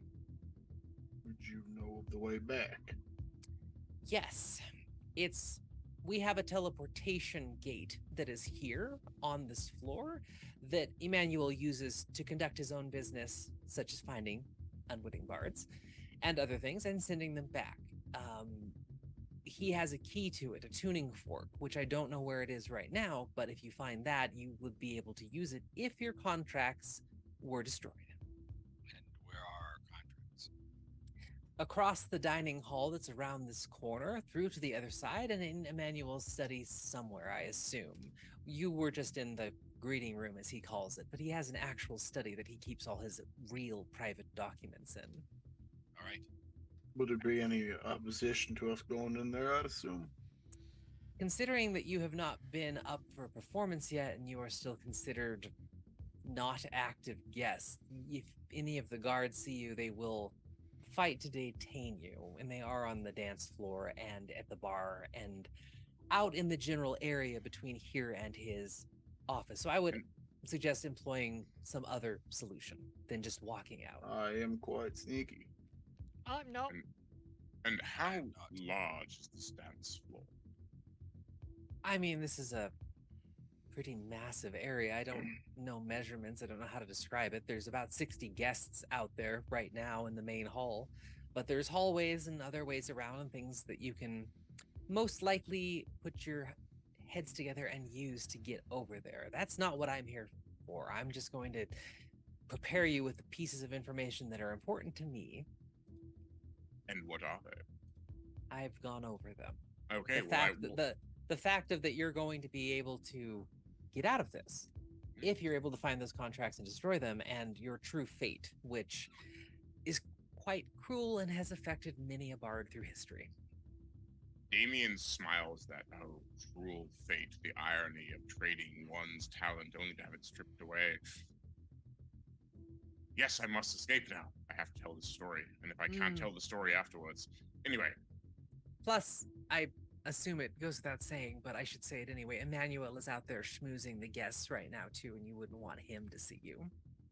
But you said we might be able to work our way around, so let's go do that. I'm sure there's a plenty of ways that you could figure that out. I have to keep a low profile myself. I need to get back into my invisibility spell and continue my work. I'm not welcome here in any capacity, so I don't want him to know I'm here either. Fair enough. Well, appreciate the fair warning. It's the least I can do. Is there any other questions that you have before I leave? Any chance we can edit the contract before we just... No, doesn't matter. No, it's all good.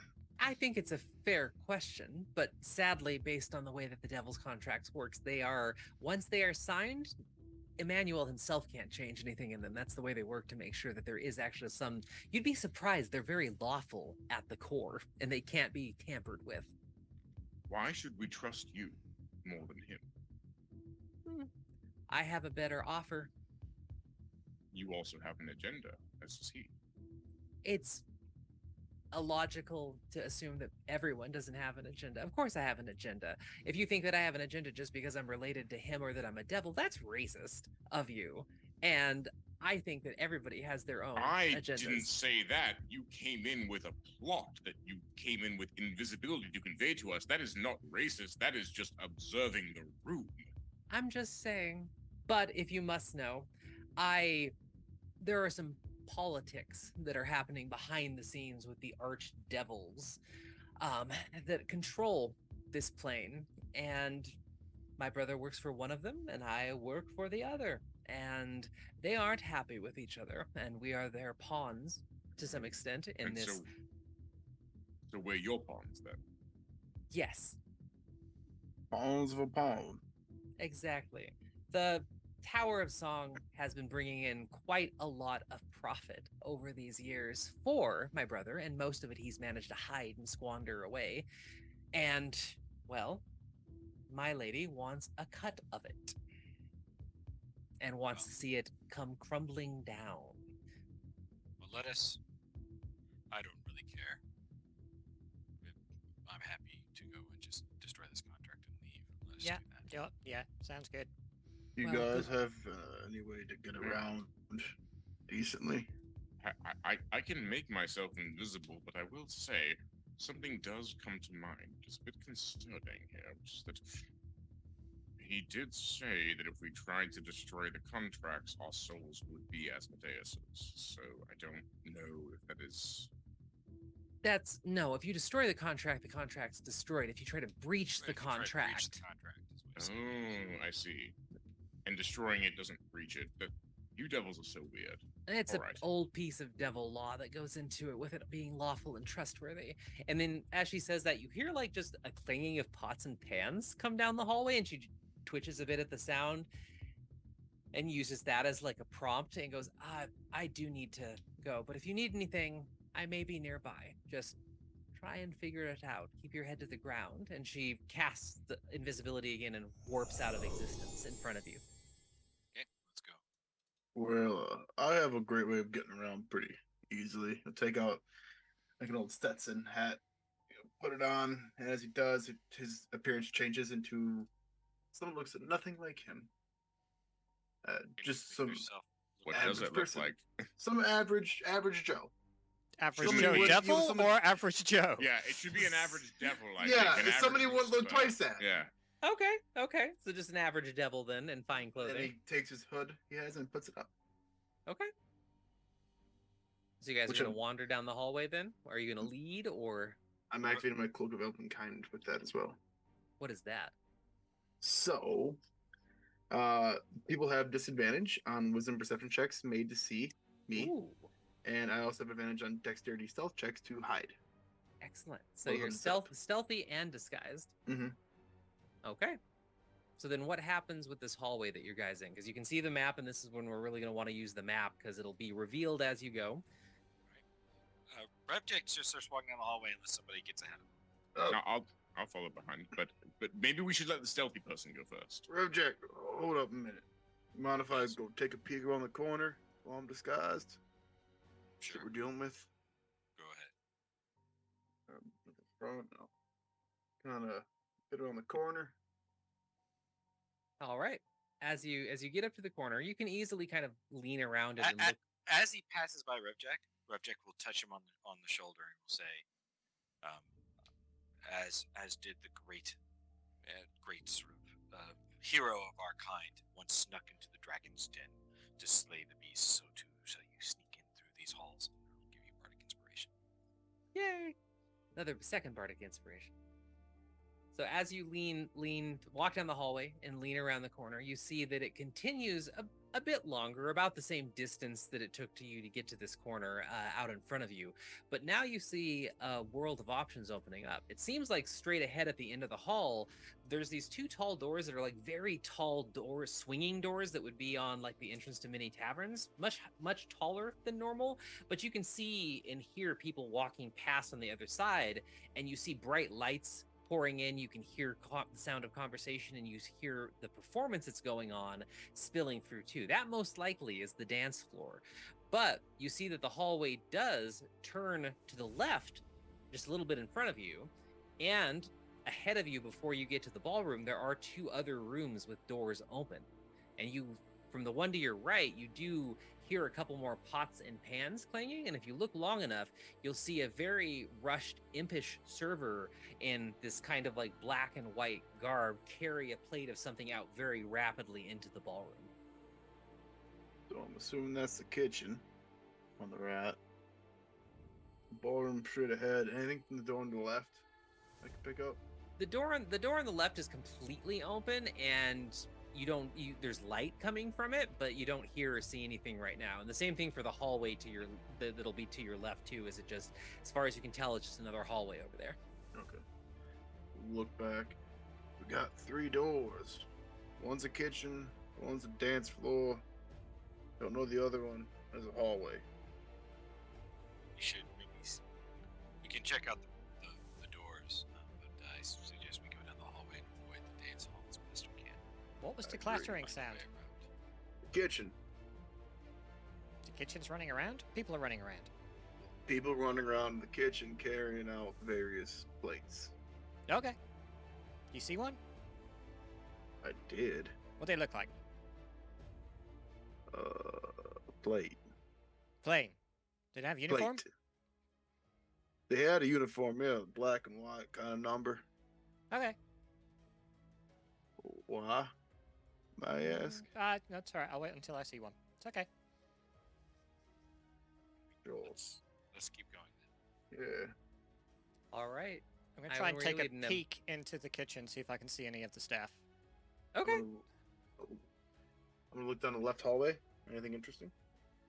Down the left hallway, there is something interesting. It is longer than the first hallway that you went down by far, and there's a bunch of doors dotted down the left side, and it's obvious to you just by the fact that some of them have names on them and like removable little wooden placards, and that some of the doors are open.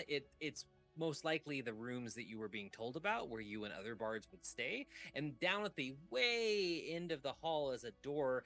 Unlike the other doors, this door is made of metal, unlike everything else that has been made of wood, and has some pretty garish symbols on it that seem to be the equivalent of leave this room alone. Do not enter. Got it. Yes. All right. Is this room on our left? I'm gonna assume is that like the behind the stage area, The backstage. the backstage, if you will, where the actors go to. the one across from the kitchen. As you walk up, and it sounds like you might be followed by one of your fellow bards. You might be followed by James there. As you get close to it, nobody's coming in and out of the kitchen right now, but if you get close to the kitchen, it's easy enough to peek in and see that it is a cacophony of these little imps running around. They know what they're doing.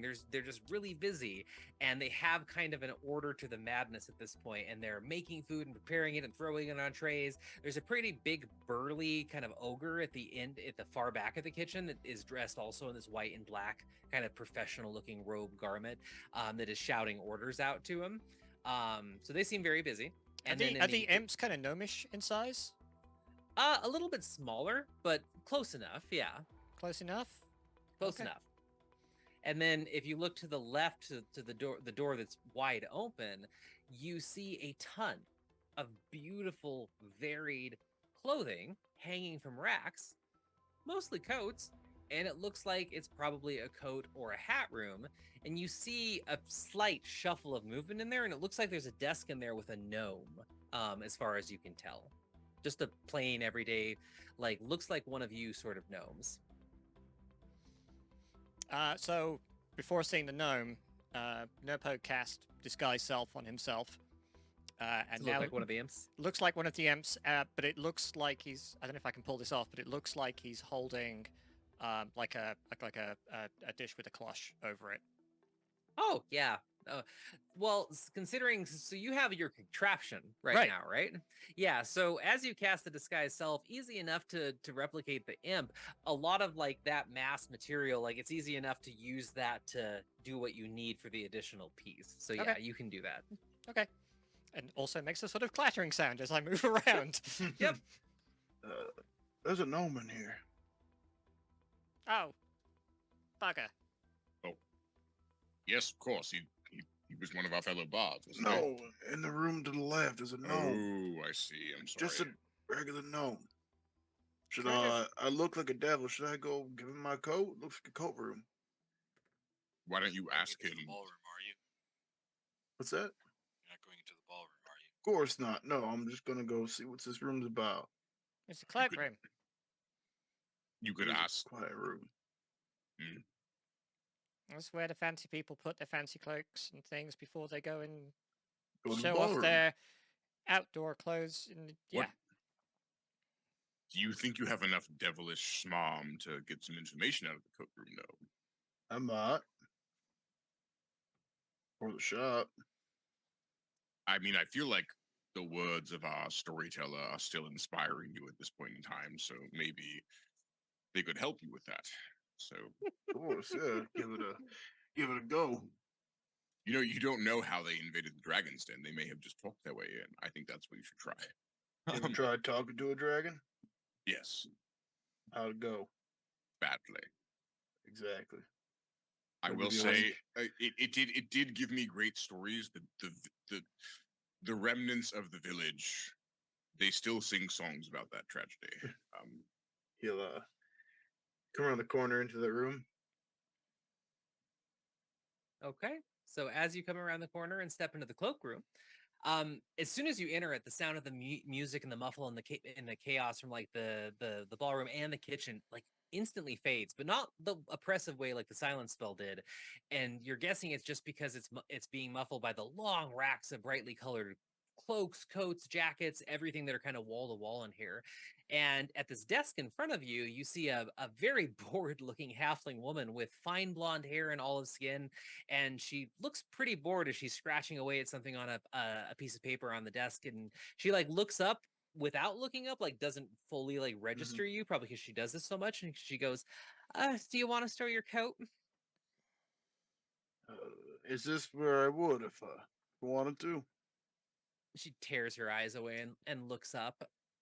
Yes, this is the cloakroom. It's 5 gold charge if you want to store it. Can I keep it with me? Keep your cloak with you? It's very sentimental. Oh, no, you don't have to take advantage of it. It's just, it's another way for them to get money at this point. And I mean, it's safe while it's in here. So it's safer than on the dance floor. That's what they like to tell people. I mean, I'd like to try to see someone take my cloak from me. Make a hell of a time. As you're talking to her, what musical instruments are you proficient in? I'm proficient in a lute, a lyre, and a flute. So because you're proficient in a lute, specifically, make a I'm gonna need you to make a check at advantage. Make a history check at advantage. History check at advantage. 17. Awesome. So as she's talking to you and you're responding in kind, and you definitely know that you have the charm for this, and that you'll probably be able to get have a good conversation with her. As you're making that comment about somebody taking your coat from you, realization dawns upon you that you know the halfling in front of you, at least by reputation. Perhaps you were lucky enough to catch one of her performances in the past, but she vanished from Faerun about 5 years ago, and her name is Talia Swiftwood, and she is a very accomplished former bard known for her lute playing, her very lively lute playing, and traveled all over Faerun. Incredible success. You're betting that your companions might know her as well, especially Nurpo. Somebody might know that long list that they went through of everybody. They didn't happen to mention her name, but she's incredibly famous, and you just have that realization of who this is sitting at the desk in front of you. I've got a very special talent. What's that? I'm great at guessing names.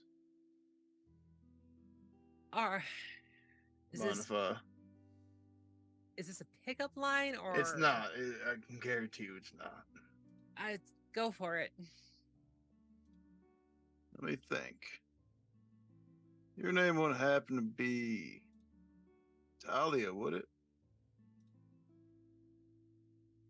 It would? There we go. Is Emmanuel making fun of me again or something and passing stories around to the guests? Most people don't know. No. Where have you been for a long time? I'll just assume the best and guess you're some sort of fan. I signed a deal and got caught up in Emmanuel's fucking web, and I've been here ever since because that bastard took something from me, and I'm not leaving until I get it back. He took away your ability to play the lute. He did. I thought it was as straightforward as a devil contract could be, but I signed a contract with him many years ago to make my lute playing exceptional and more recognized than it was at the time, and a couple other things. And I came here and I did my silly little performances, and I did quite well for myself, but every time that I performed, there was this creepy wooden doll in the wings that he put there with this crystal embedded in its forehead, and it was shining with this bright light every time that I played, and every set just drained me.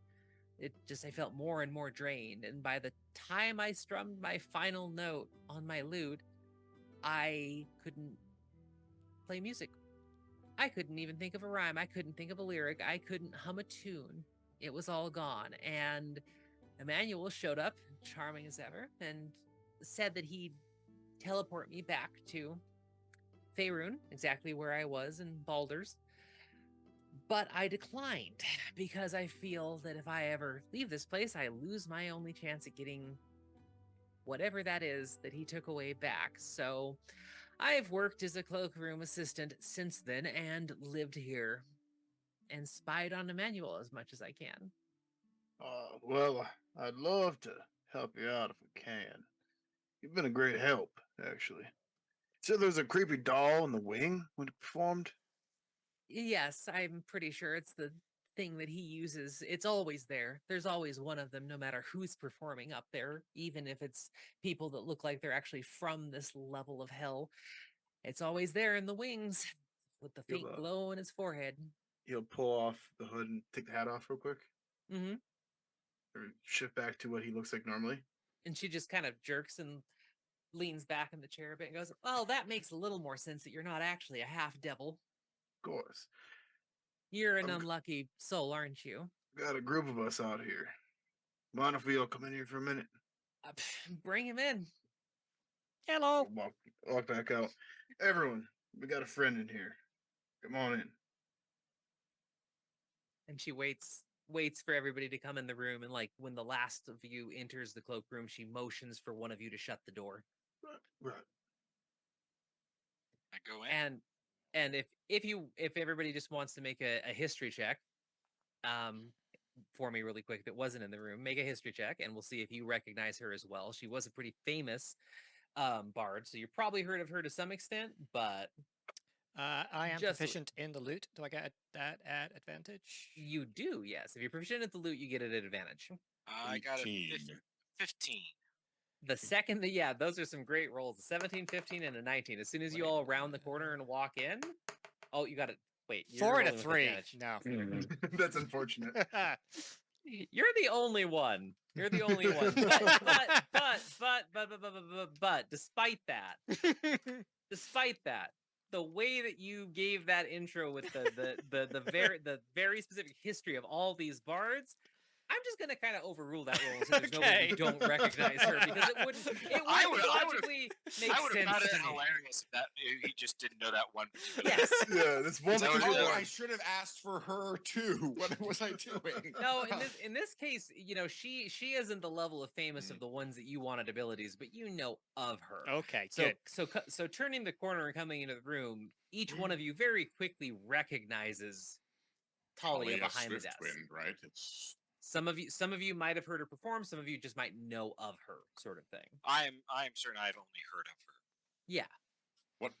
what tragic tale brought you to this place? Same thing as us. Contract. Formed. Lost talent. There's a doll. She just gestures over at him as he says that. A doll. that sits in the wing when you perform. And apparently that's what takes your talent from you. You struck the doll during the performance. Maybe I would like you to take that doll's head off. I think that would be a great idea. Well, I'd rather not get into the performance in the first place, which is our original plan. Of course. I would say avoid the performances if you can, because I don't know when he starts siphoning things away and when it's not reversible anymore, or what actually goes on. We are trying to get to a study. Apparently, that is where our contracts are. So we can Uh, destroy them. Do you I know a way mean- past the ballroom without being noticed? This whole I- room is full of coats. You could, I mean, I don't care. Like, I give a shit about any of these people's things. You can take stuff from here if you want as a disguise. Technically, I know the room at the back. I've never been there myself, but the room past the dormitory, it connects to the backstage, and you might be able to get through the backstage if none of the imps are out right now, because that would lead through to the other side. Are you talking about the large metal door that has the writing on it? The do not Yeah, go in. I've yes. never been there, but I know that it connects technically to the back room. You could disguise yourselves, or I mean, you could Oh, wait and do your hell. first performances and then get free run of the place, but I wouldn't recommend that. All right, let's go through the middle door. Can you break through the metal door? I don't know. Worth a shot. I believe that he can overcome any obstacle. You could always ask the kitchen too. Get us through the door? I mean, well, no, maybe I don't think they could get you through the door per se, but they're very friendly. And if you ended up helping them out, you might be able to convince Chef to give you a uniform or something like that. He Oh, doesn't like really like mine. Emmanuel either, so Oh, Really? Well, that I is mean, most of us interesting. that work here aren't here because we want to be here, and nobody really likes the bastards. So so we're all in this together, sort of. Do you know if there's a way we could help you get your talent back? I really want to see one of your shows again. I Oh, me well, too. thank you. I'd love to. I don't even remember what my playing sounds like at this point, but the muscle memory, and she kind of strums at the air, is still there. I need my powers back. I don't know what that thing was that he used to take them from me, and I don't know how to get them back. If you find some way to restore all of our talents that have been taken by him, I would, yes, please help me. I've been here 6 years trying to get them back, and if I can do anything to help all of you, I would be happy to. We should keep an eye out for these dolls. Perhaps he keeps them in a place that perhaps their destruction could. I'm create the I'm abilities. not really good in combat at all myself. Like I know that about myself. I'm really not that type of a person. But if you need help with disguises, at least what's here in the cloakroom or somebody running errands for you or running reconnaissance sort of thing, I might be able to do that without getting noticed too much. I say we go through that back door. I say give it a shot, yeah. And Yeah, then if but I- that fails, maybe the kitchen. But there is no need. But here's the thing, right? Why pick only one when we can do all of the above? Try talking to the kitchen, disguise ourselves, and go through the back door. Is there like a buffet table like in the main sort of hall? Are the chefs taking food in and out of there? Not so much. It seems like it's probably more like individual orders or something like that, because every so often a very rushed imp comes back to drop a tray off and takes a new one Oh, out. but if I go Um, running out into the hall looking like this, nobody's gonna like think Oh, that's weird. it's yeah, as far as you can tell, nobody's gonna bat an eye at it, kind of thing. Was The my only- half devil disguise decent enough? I mean, I didn't notice a thing, and I see thousands of people come through this place, so your disguises probably would These- work. These guests, though, can they? You know, if any of them could see through magic or magical Oh, illusions yeah, that or wouldn't be so things good. like that? There's a lot of really important devils and other important creatures here, so I'm sure they could see through it. I've been here so long, even Emmanuel wouldn't blink an eye seeing me pretty much anywhere because it's been so many years of my life. So if you need someone to go look around for specific things, I can do it without anyone raising an eyebrow. Your disguises will get you past anybody that can't see through magic, probably. But Emmanuel can see through most things, as far as I know. Could you poke around a study for us? I have before. It's easy enough. If you could look for some contracts, that'd be amazing. I've never seen them. I had a feeling multiple times, and I poked around. But I'm happy to take another look for you all. So I can go to the study and look for contracts and be back in a little bit. Should we try the door while she's gone then? Maybe. It's a pretty scary door, but yeah. I say so. I enjoy the fear, but you said you had a feeling. About what? When you poked around his study before. Oh, I had a feeling that he has to have the original contract somewhere, and that was one of the reasons I wanted to poke around. Number one, I just wanted to, turn all his stuff half an inch and piss him off. But I was legitimately looking for a way to get my powers back, and he saved myself and maybe others in the process. But I didn't see anything at the time that I was in there, and I eventually gave up going to his study. But I'd be happy to go and give it a more thorough look again. Well, how much more of a thorough look could you give it? I haven't looked in 3 years, so it might have changed. Suppose. It's up to you all. I don't got much going on right now, so whatever you think you'd like to try. I'd say if you're comfortable going, then do it. Is my vote. Should still try to find our own way. Of course, yeah. We go try the door. You go try out the.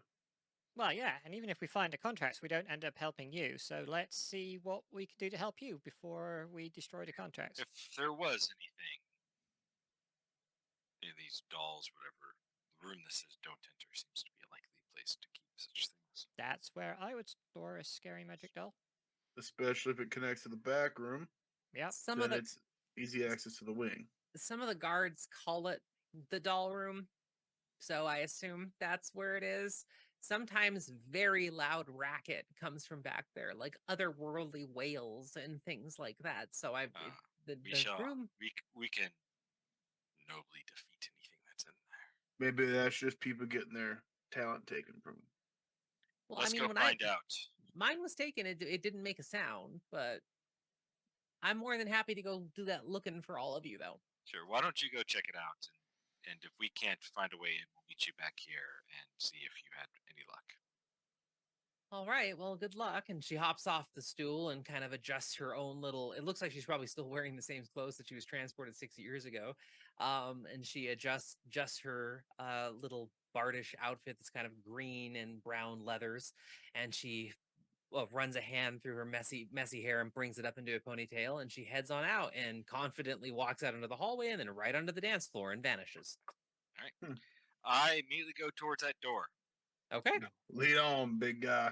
Do you want to grab a cloak or anything before you go? It's like there's a lot in here. Oh, shit. Yeah, I'll go back up. I haven't mentioned it, but I actually am already wearing a cloak. Oh, You okay. just grab one. It's a very nice. All right. Yeah, I'm gonna grab I'm gonna grab a bright white coat if they have one, because I will defy my stereotype for 5 seconds. Considering the depth of clothing in here, you'll pretty much find any color that you want. So yes, you Excellent. can find a white cloak. But if And the anybody hat. wants to take clothing, now is the time. I'll put my hat back on and redisguise as a half devil. I'll hood back up. As we go. Okay. I'm still, just holding the service. Still holding the plate. Yep. white Revjack, white suit. Revjack goes straight up to the door and immediately tries to handle. Okay. You still walk- have, I believe, your strength inspiration, or is that too late? What's the duration on it? 10 minutes, I think. 10 minutes. It has not sir. been 10 minutes yet. No, so Yeah, you still so- have it. So you walk up confidently to the door with strange, esoteric, frightening symbols on them, and try the handle, and it immediately is apparent with a sharp that it is locked. The door feels incredibly sturdy, and you think you almost feel the faint buzz of magic around it. Not oppressively so, or anything that like triggers on you, but it seems like it could be enchanted. You convey this to anybody. I haven't yet. Right now I'm going as I'm thinking. Why are you going? Just pondering. What's the? This door has some sort of enchantment on it. Oh, hang on. Which door are we at? We went up. We're at the one of the north, Yeah, I we're believe. way Yes, up you're one here. at the one at the north. Way up. It does it? It does. I do not have the ability to get rid Well, of it. guess what? You do? I do. Then please do. If you will all stand back for a second, my character sheet is broken. But I am trying to click the detect magic, so Stand back. I'm going to try reload. I am going to. I shall refresh my page, please. Keep your distance. I Please cast give me- Stand F5. by. Yorik's bandwidth is low right now. He is still on AT&T, not Verizon. Give him a second. He's disconnected from the weave. My sister is on Netflix right now. Yorick, She's eating the why, bandwidth. why, Yorick, what were you watching on Amazon Prime? Do I need to check your browser history again, York? As I cast Dispel Magic on the door. Oh, dispel magic. Okay, very nice. Interesting. Yeah, so as you cast dispel magic, everybody in the hallway can see a sort of effervescent shimmer appear on the door and then slowly fade. And as it fades away, the last thing that you see is just kind of a brief like flash on the door as something is dispelled, and then you hear a click as the lock seems to unlock. Arcane lock. You are And quite. thank you. able. Thank you. That was quite useful. Don't thank me yet. We could still all die horrible deaths in this place. Mm. With nothing but our screams to remember us by. Oh, I don't bet on Or tragedy. our heroic deeds as we kill as many others with us before we go.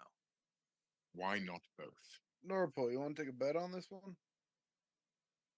I got 5 gold. We all die a horrible, tragic death. If we all die, how can you get paid? Sorry, what?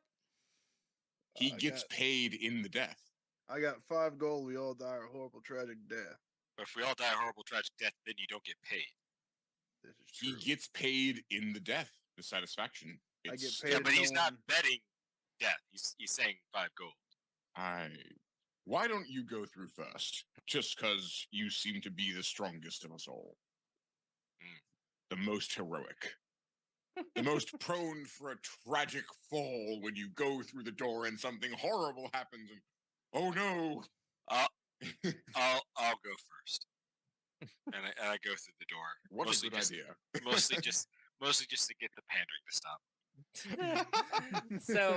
So you open the door, which swings inward quite easily, Oh. and as soon as you open it, you see the surprised faces of 2 of the bearded devils that were they look very similar to the individuals that were the muscle in your greeting area.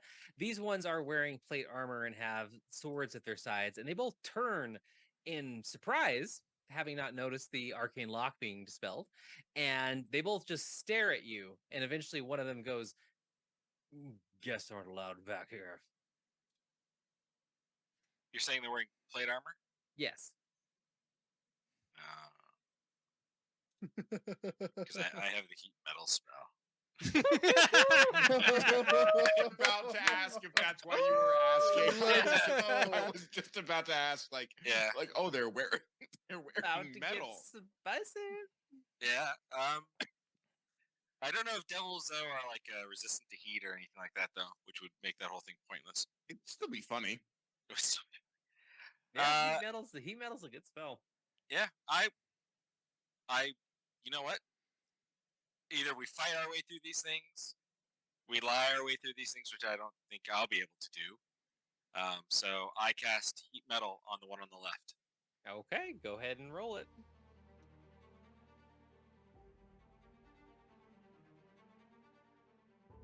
Nice. Very nice. Yeah. So So is 14 damage immediately? so any creature causes the object to grow red hot. Any creature in physical contact with the object takes 2d8 fire damage when you cast the spell. Until the spell ends, I can use a bonus action on each of my subsequent turns to cause this damage again. Awesome. If it's holding an object and takes damage from it, the creature must succeed on a Constitution saving throw to drop it. If it does drop the object, it has disadvantage on attack rolls and ability checks until the start of my next turn. All right.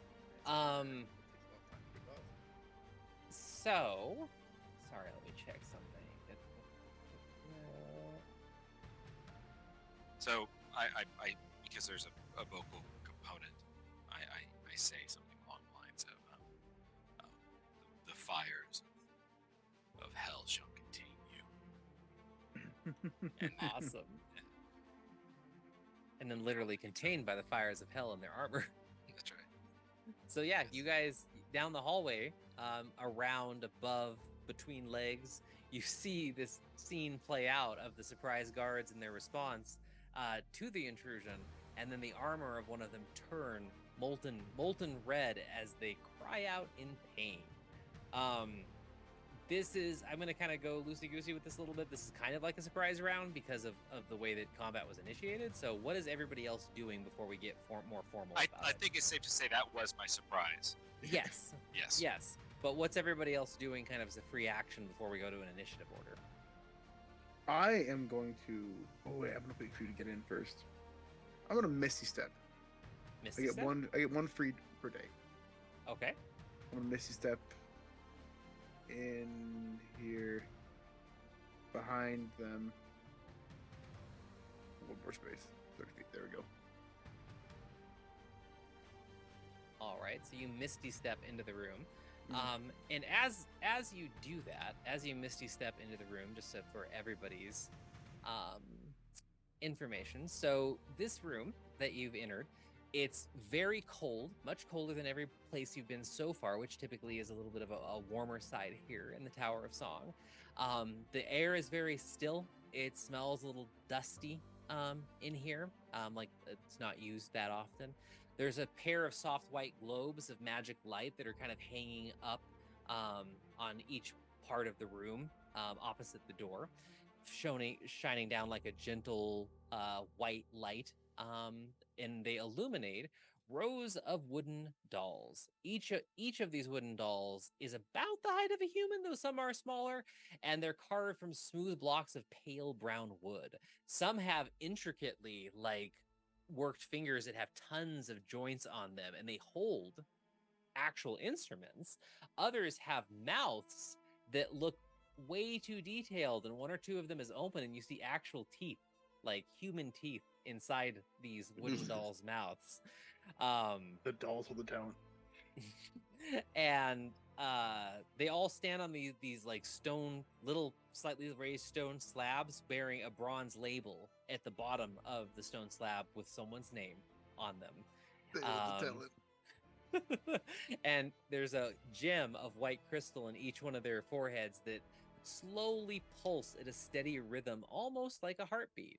And as you Misty step in, every single one of them turns and looks at you just slightly with very detached eyes. And none of them do anything immediately, but they all just and stare at you. Uh-oh. There's about 25 of them. Uh-oh. They don't start moving though, like towards me? Nope, they just go and look at you. That's enough. Wow. What's everybody else do for their action? I use dissonant whispers as All right. I hold Yorick, and in one of their heads, they just begin to hear the voices of all the dolls in the room. Not Dotsridai, you took our talent, you took our talent. What are you doing? Why don't you run? You're just a grunt in this place. Your mother never loved you. Very sort of like. So You're not as good as they say, as everyone thinks you are. You're an imposter. Exactly. Like your friend over there in the hot armor, he is the better one. I need an intelligence saving throw. Intelligence saving throw. You got it. Dear Lord, so Will- apparently You haven't. I've never seen so many failed saving throws against So- bardic spells. So in a no, single like this campaign- in a is single my session. DM luck coming from PDT of not being able to roll shit. I can't roll dice against players. So he will take 3d6 psychic damage and Okay. have to use his turn to move as far away from me as he can. You got it. You got it. They can see the rolls in the chat, right? Yeah. Yeah, they can. Good. They can. We yeah. should call them because not everybody. Yes. Yeah. I We do rolled- have I pod- rolled- we do I have rolled an podcast 8. listeners. I rolled So- an 8 for that intelligence. And I rolled a 9 on my psychic damage as Yorick speaks tragedies and insult into his mind. Mm-hmm. All right. Continuing on with actions, James.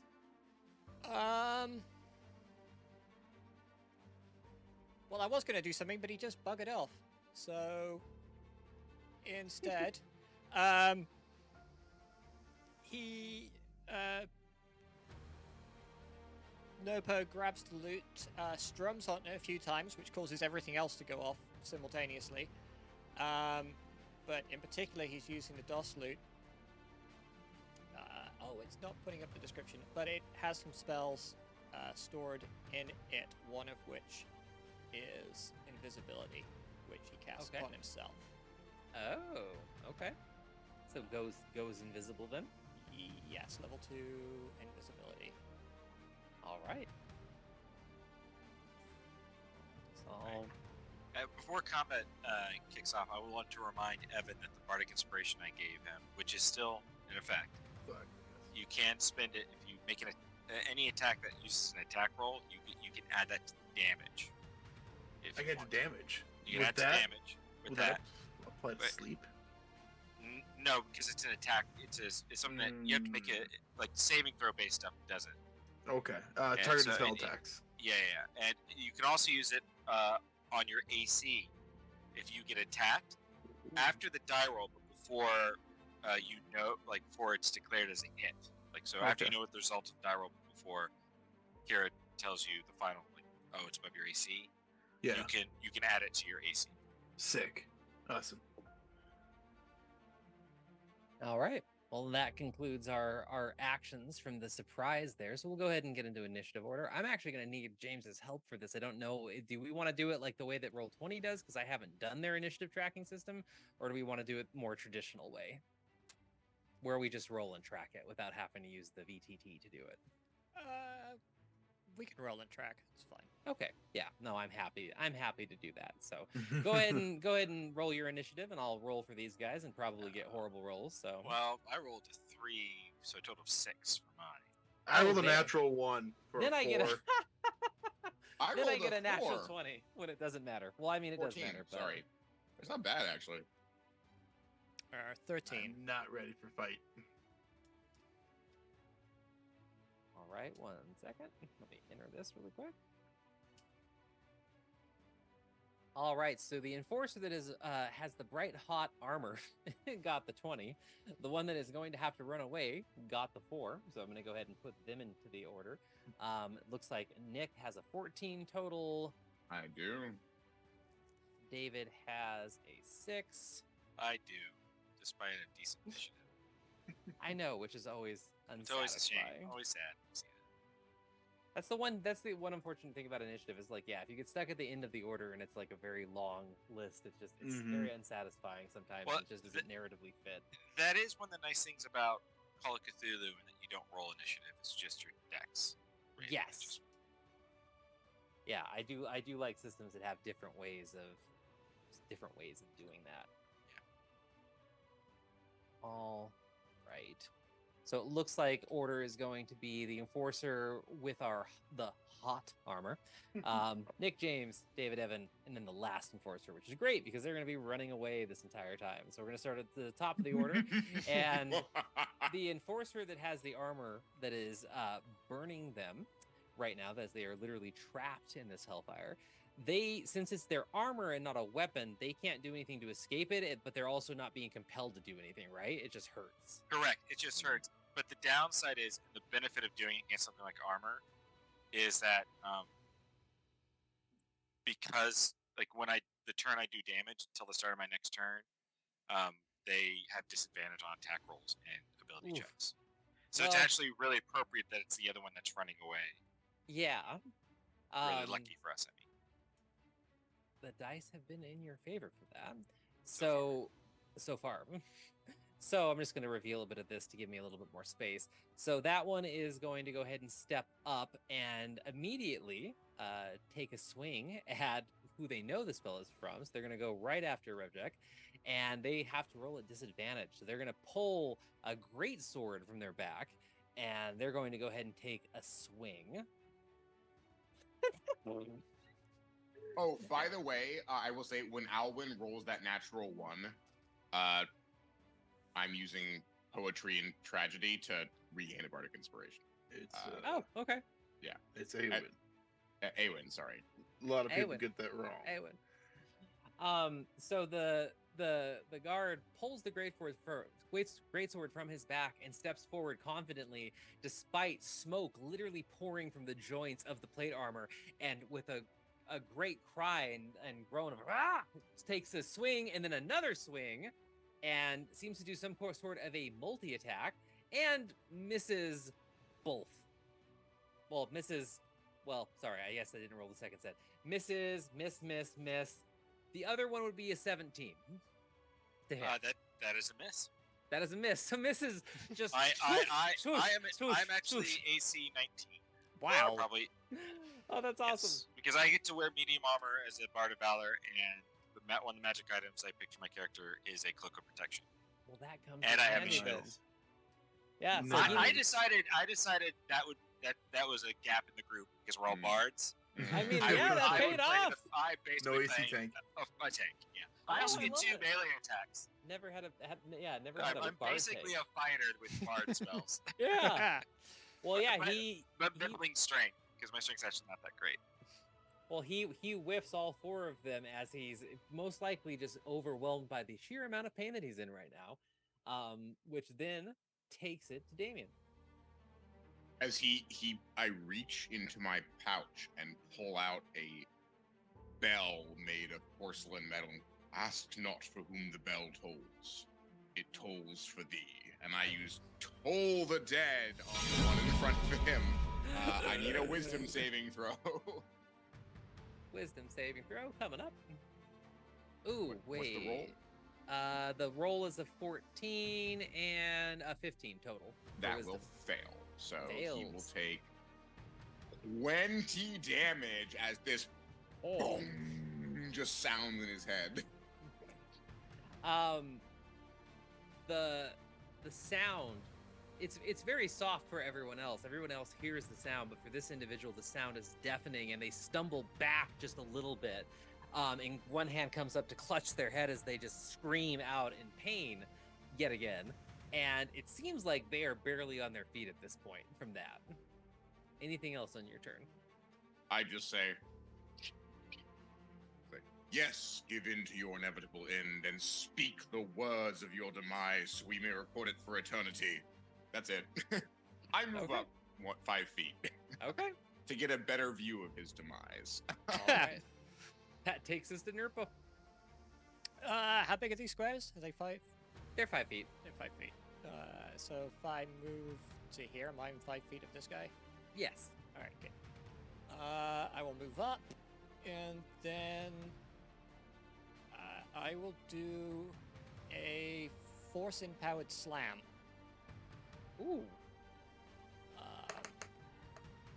Which is 21 to hit, Hits. and Nice. that does 1d10 plus 3 force damage. And is this a slam where they like get picked up in the air? Like, what is this? Let me force Give me some empowered flavor. slam. Yeah. Well, yeah. No, this. Yeah. No, this picks them up off the ground and then slams them down into it.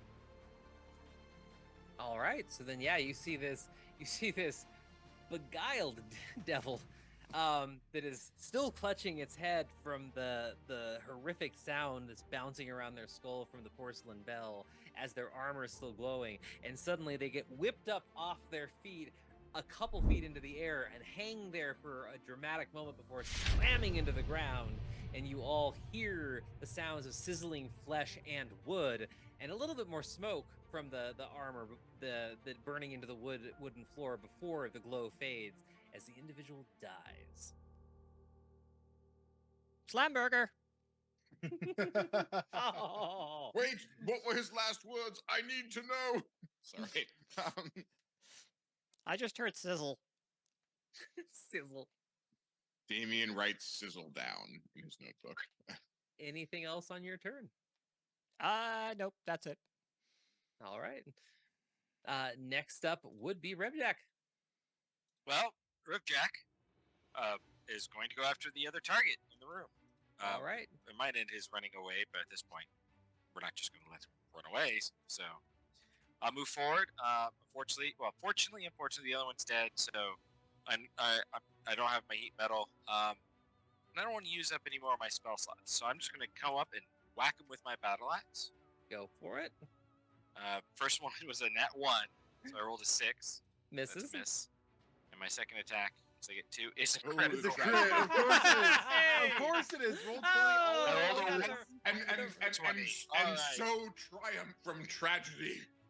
So the I red rolled- green light combo. Yeah. Yes. I rolled. So I think you just take the. Oh, it's yeah.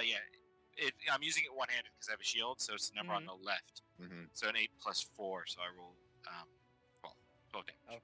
Okay. Yeah. No, he seems in the middle of like still reacting to the spell that's making him run away. So he seems like sort of terrified, clutching the longsword at his side. He has a shield that's on his back right now, and you're able to just walk up, and the first strike misses, but the second one lands right in the bit of his shoulder and neck where there's separation in the armor, and you just sink that blade right in, and he cries out in pain. Anything else on your turn? That'll be the end of my turn. Okay. And then it finally goes to Iwan, who teleported in and has been watching all this unfold. So you get to see this all unfold in front of you, and now you're standing right next to the action, or nearby the action at least, looking right at it.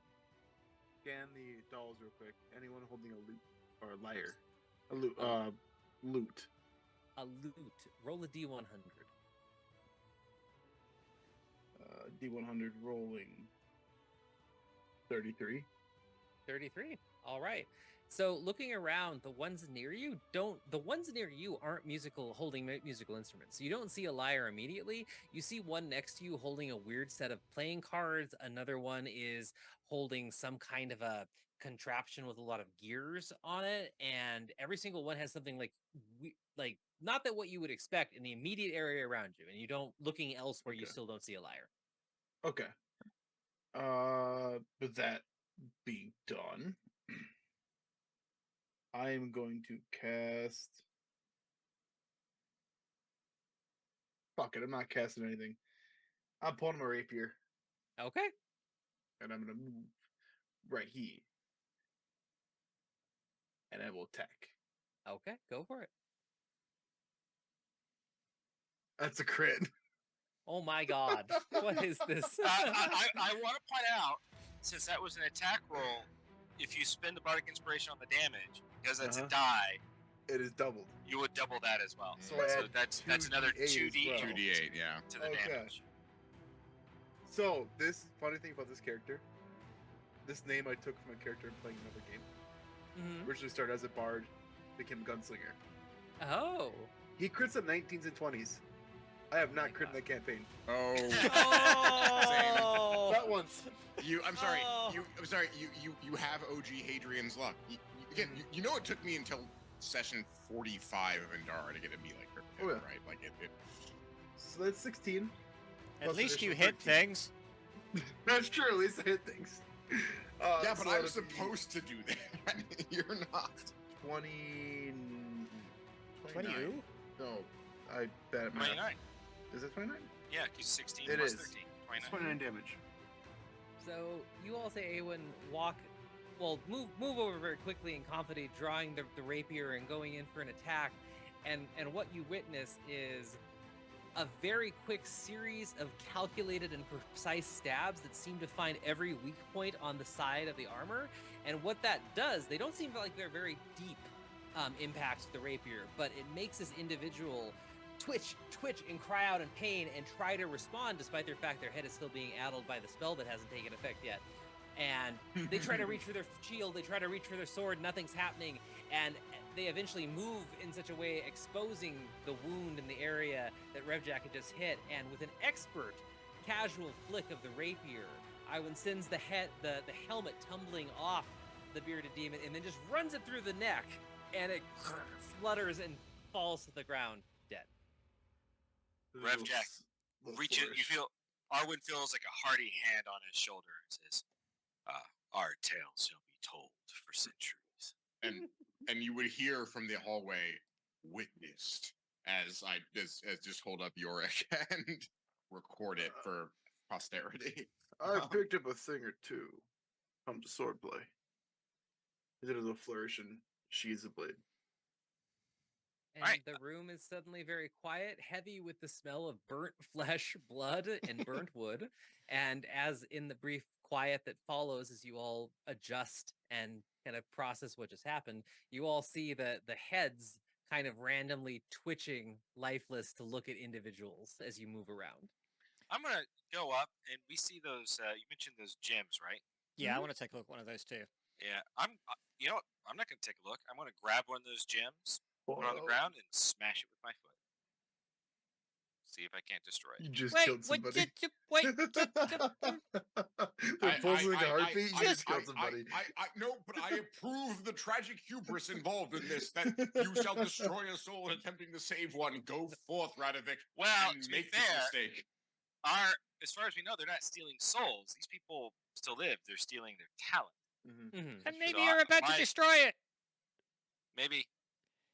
I So do it you walk anyway. up. Okay, so you walk up and you just rip, like, It try is- to it rip is- one of the it- gems and off. it is better for it to be free and no one's imprisoned in the hells. I don't know if I support that, but So you effortlessly, like, you just walk up, pop one of them right off. Like, it does take a little bit of force, but nothing that, you just have to strain for a moment, like opening a bottle or something. And it pops out of a socket that has been intricately carved. And you grab it, you throw it to the ground. And are you trying, like, stepping on it, or were you just trying to smash Yeah, it? heel my boot. I'll try that first. Heel of your boot. Okay. Yeah, you bring your heel of the boot down, and your heel comes down and hits it, and just, it's a sharp impact. It does not break underneath. You feel it like it's a solid object there, and are just like, oh, that didn't crack it. That didn't do anything. And you watch all the dolls' heads swivel to you specifically as you do that, and they all spring into into action, going to attack. All 25 of them. So the whole room, Some might bursts have into called a that cacophony. rash and not well thought out. I I'd did like say to think that's correct. Wait. Can we do anything before they attack? Like, No. damn. No, they all Okay. immediately attack, and they're not going to each have individual initiatives. They will act as a group, and they have a specific stat block in case this happens. We can take 25 dolls. They, in this case, they get a surprise round on you, because that's the way it's ruled with the crystal. Is if they get triggered, they're going to get one surprise round as a group. So they're not going to, all 25 of them are individually acting, or, yeah. So what I'm going to do is I'm going to go ahead and roll for the group right now on a D100 for a table. They roll a 4. Of course they do.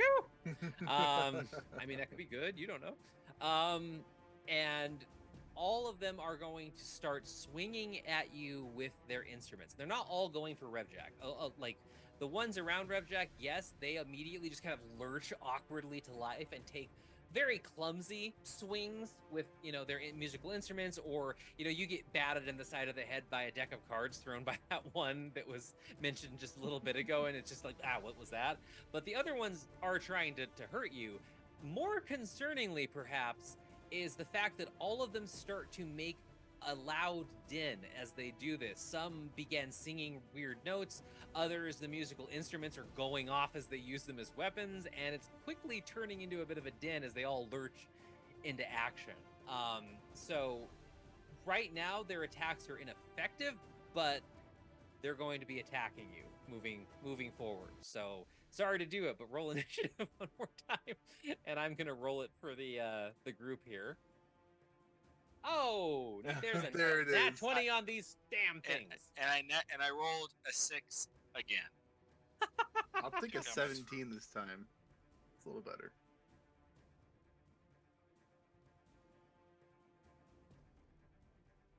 Revjack's a man of action. Sometimes it's not very well thought out, actually. 4, and then okay. And Actually, Kira. Yeah? I mean, we're about to start another fight, but it is midnight. Yes, I was about to. Thank you so much. I was about to ask everybody. Usually we'd go like 15, 20 more minutes, maybe, depending on the night. But since we are about to do another one, and yeah, this definitely, 1 shots are typically 2 shots. I have one. I have run this 2 of the 5 times. Especially because the loud din made from all these musical instruments is totally not going to ruin our whole plan of sticking to the office. It might not. I do have a silence spell, which I'm gonna use when I Good. can. But it's Really? I also have a silent spell, but I'm rather further down on the initiative order. no. One I'm, shots in I'm, this group I'm, are not getting one But shots. before we do have a redeemed hydrate in the chat. Oh, thank you. Who was it? Was it Dad Thulu Sully. again? No, Sully did it. Sully. It was me. Please drink up, gentlemen and Thank you. ladies. There you go. So yes, we're gonna go ahead and we're gonna make this 1 shot a 2 shot. I have run this as a 1 shot a few times, and it's actually been a 1 shot 2 of the 5 times, I think, but we went a little longer with it, which is understandable. So we'll go ahead and make this a 2-parter. We'll pick up right as initiative rolls. I have the initiative order saved here, but yeah, we will pick up next time. Before we head on out or anything, though, I believe Evan had something to share about an event coming up. Oh, do I? You. Okay. So, What's going on, Evan? in October, Yeah? New York Comic Con is Ooh, happening. that's a cool thing. yes, some of us here will be attending certain days. So that is happening October 12th through the 15th. I will be there the 12th only, unfortunately. I thought it was the 12th. So and that's the 13th for you, exclusive day isn't for it? Evan I'm not going signings. to the 13th. Yeah, Oh. I'm not going to the 13th. I think I can unfortunately. make my way from New Jersey over for that. So Yeah, that'd be great. I will make sure that we get to meet in person. But look out for that coming up in October. James is And- like and- James is and- collecting like meeting everybody. And we are convincing. So we're lobbying Evan to dress as Garth. I'm going to go as Hadrian, and Kovacs we're trying to get to go as Sir Macy. So And the only way I was going as Garth is if Noble Kovacs, goes as the Bard. if I'm not Kovacs currently goes as planning X. on going to Comic Con, but if for some reason I do, I am not dressing up as Restorer. Oh, come on. Yeah. Look, I'm looking to paint my First time off- First off, I don't know how I pull off that dress. That's true. You can pull it off though. Confidence, Restore's it's all- normal clothes as is very as sort the of Sora rags. red. may Normal say, it's clothes all would about be so bad. confidence. Yeah. It's There all you about go. confidence. That's it. That's it. Is that Yeah. what Restorer would October wear? 12th to the 15th, New York Comic Con. I have Well- to go because that would make me the first to meet the first to have Yeah. successfully met all of us. Yeah, Yes, which is collect them all. hilarious. You're the one bridging the gap kind of thing, and gotta catch See, them all. the thing with James that none of our viewers know is that by meeting people he streams with, he slowly siphons their souls until Son of he a becomes Their talents. Mecha James. Uh-oh. No, Right? that's how he becomes a good role player. He Yeah. takes away the role playing talent. Siphons the talent. Well, consider, He's got a little considering, doll that It's we like can't Space see Jam. off screen. considering Yeah. how Shit, how with good role James playing. already is, that just makes me sad for all James. the role players that James, has already James, done this is to. that why you asked me to kiss that random wooden doll you brought to the performance? Like, I thought that was just a weird thing you did to people you met for the first time. No, I'm that's really not how I insulted. get the powers. That's just a weird thing I do to people when I meet them the Oh, first okay. time. That's just It's a a fuck litmus with you. test. Good. Then Then I we're don't coming regret from kissing the something- doll. Powers come from something else. Well, That's just if that's my you- fetish. All right. That's yeah. If you guys if anybody gets a chance to go to New York Comic Con, go meet these amazing people in person. Maybe play some games, do some cool nerd stuff with them. We just had RageCon here in Reno. It was amazing. I had the distinct pleasure of getting to hang out with James and Frosty, and they came over and hung out with the Mythical Family crew, and it was an amazing time. And we got to game in person and play Cyberpunk and a bunch of other board games, and it was just a awesome time. And I can't wait until we get to do it again. So if you have a chance to make it to New York Comic Con, do it and get Evan's signature on that My one exclusive- signature, well, yes. because you're only there for one day. You're the special guest. You know they got to show up Yes. and get the But if you're going as Garth, your signature is just like an X, right? Like It's just like a couple random letters that yeah. may It's or may not it's be just some spelled squiggles that vaguely look like letters. Right. And It's orcish, I like a swear. beer keg, just that he's drawn. Just like- If it- Yep. would you going as Garth mean that you'd have to bring like a teddy bear with you to be Barry? you do have Barry. Aw. I do have barriers. That would Yeah, be- that's right, you do. Aw, I don't know if it'll forgot fit about my that. luggage. I was though, going to 'cause say it's going to be extra baggage just That's to a bring checked Barry. bag by itself. It's true. The bear's that big?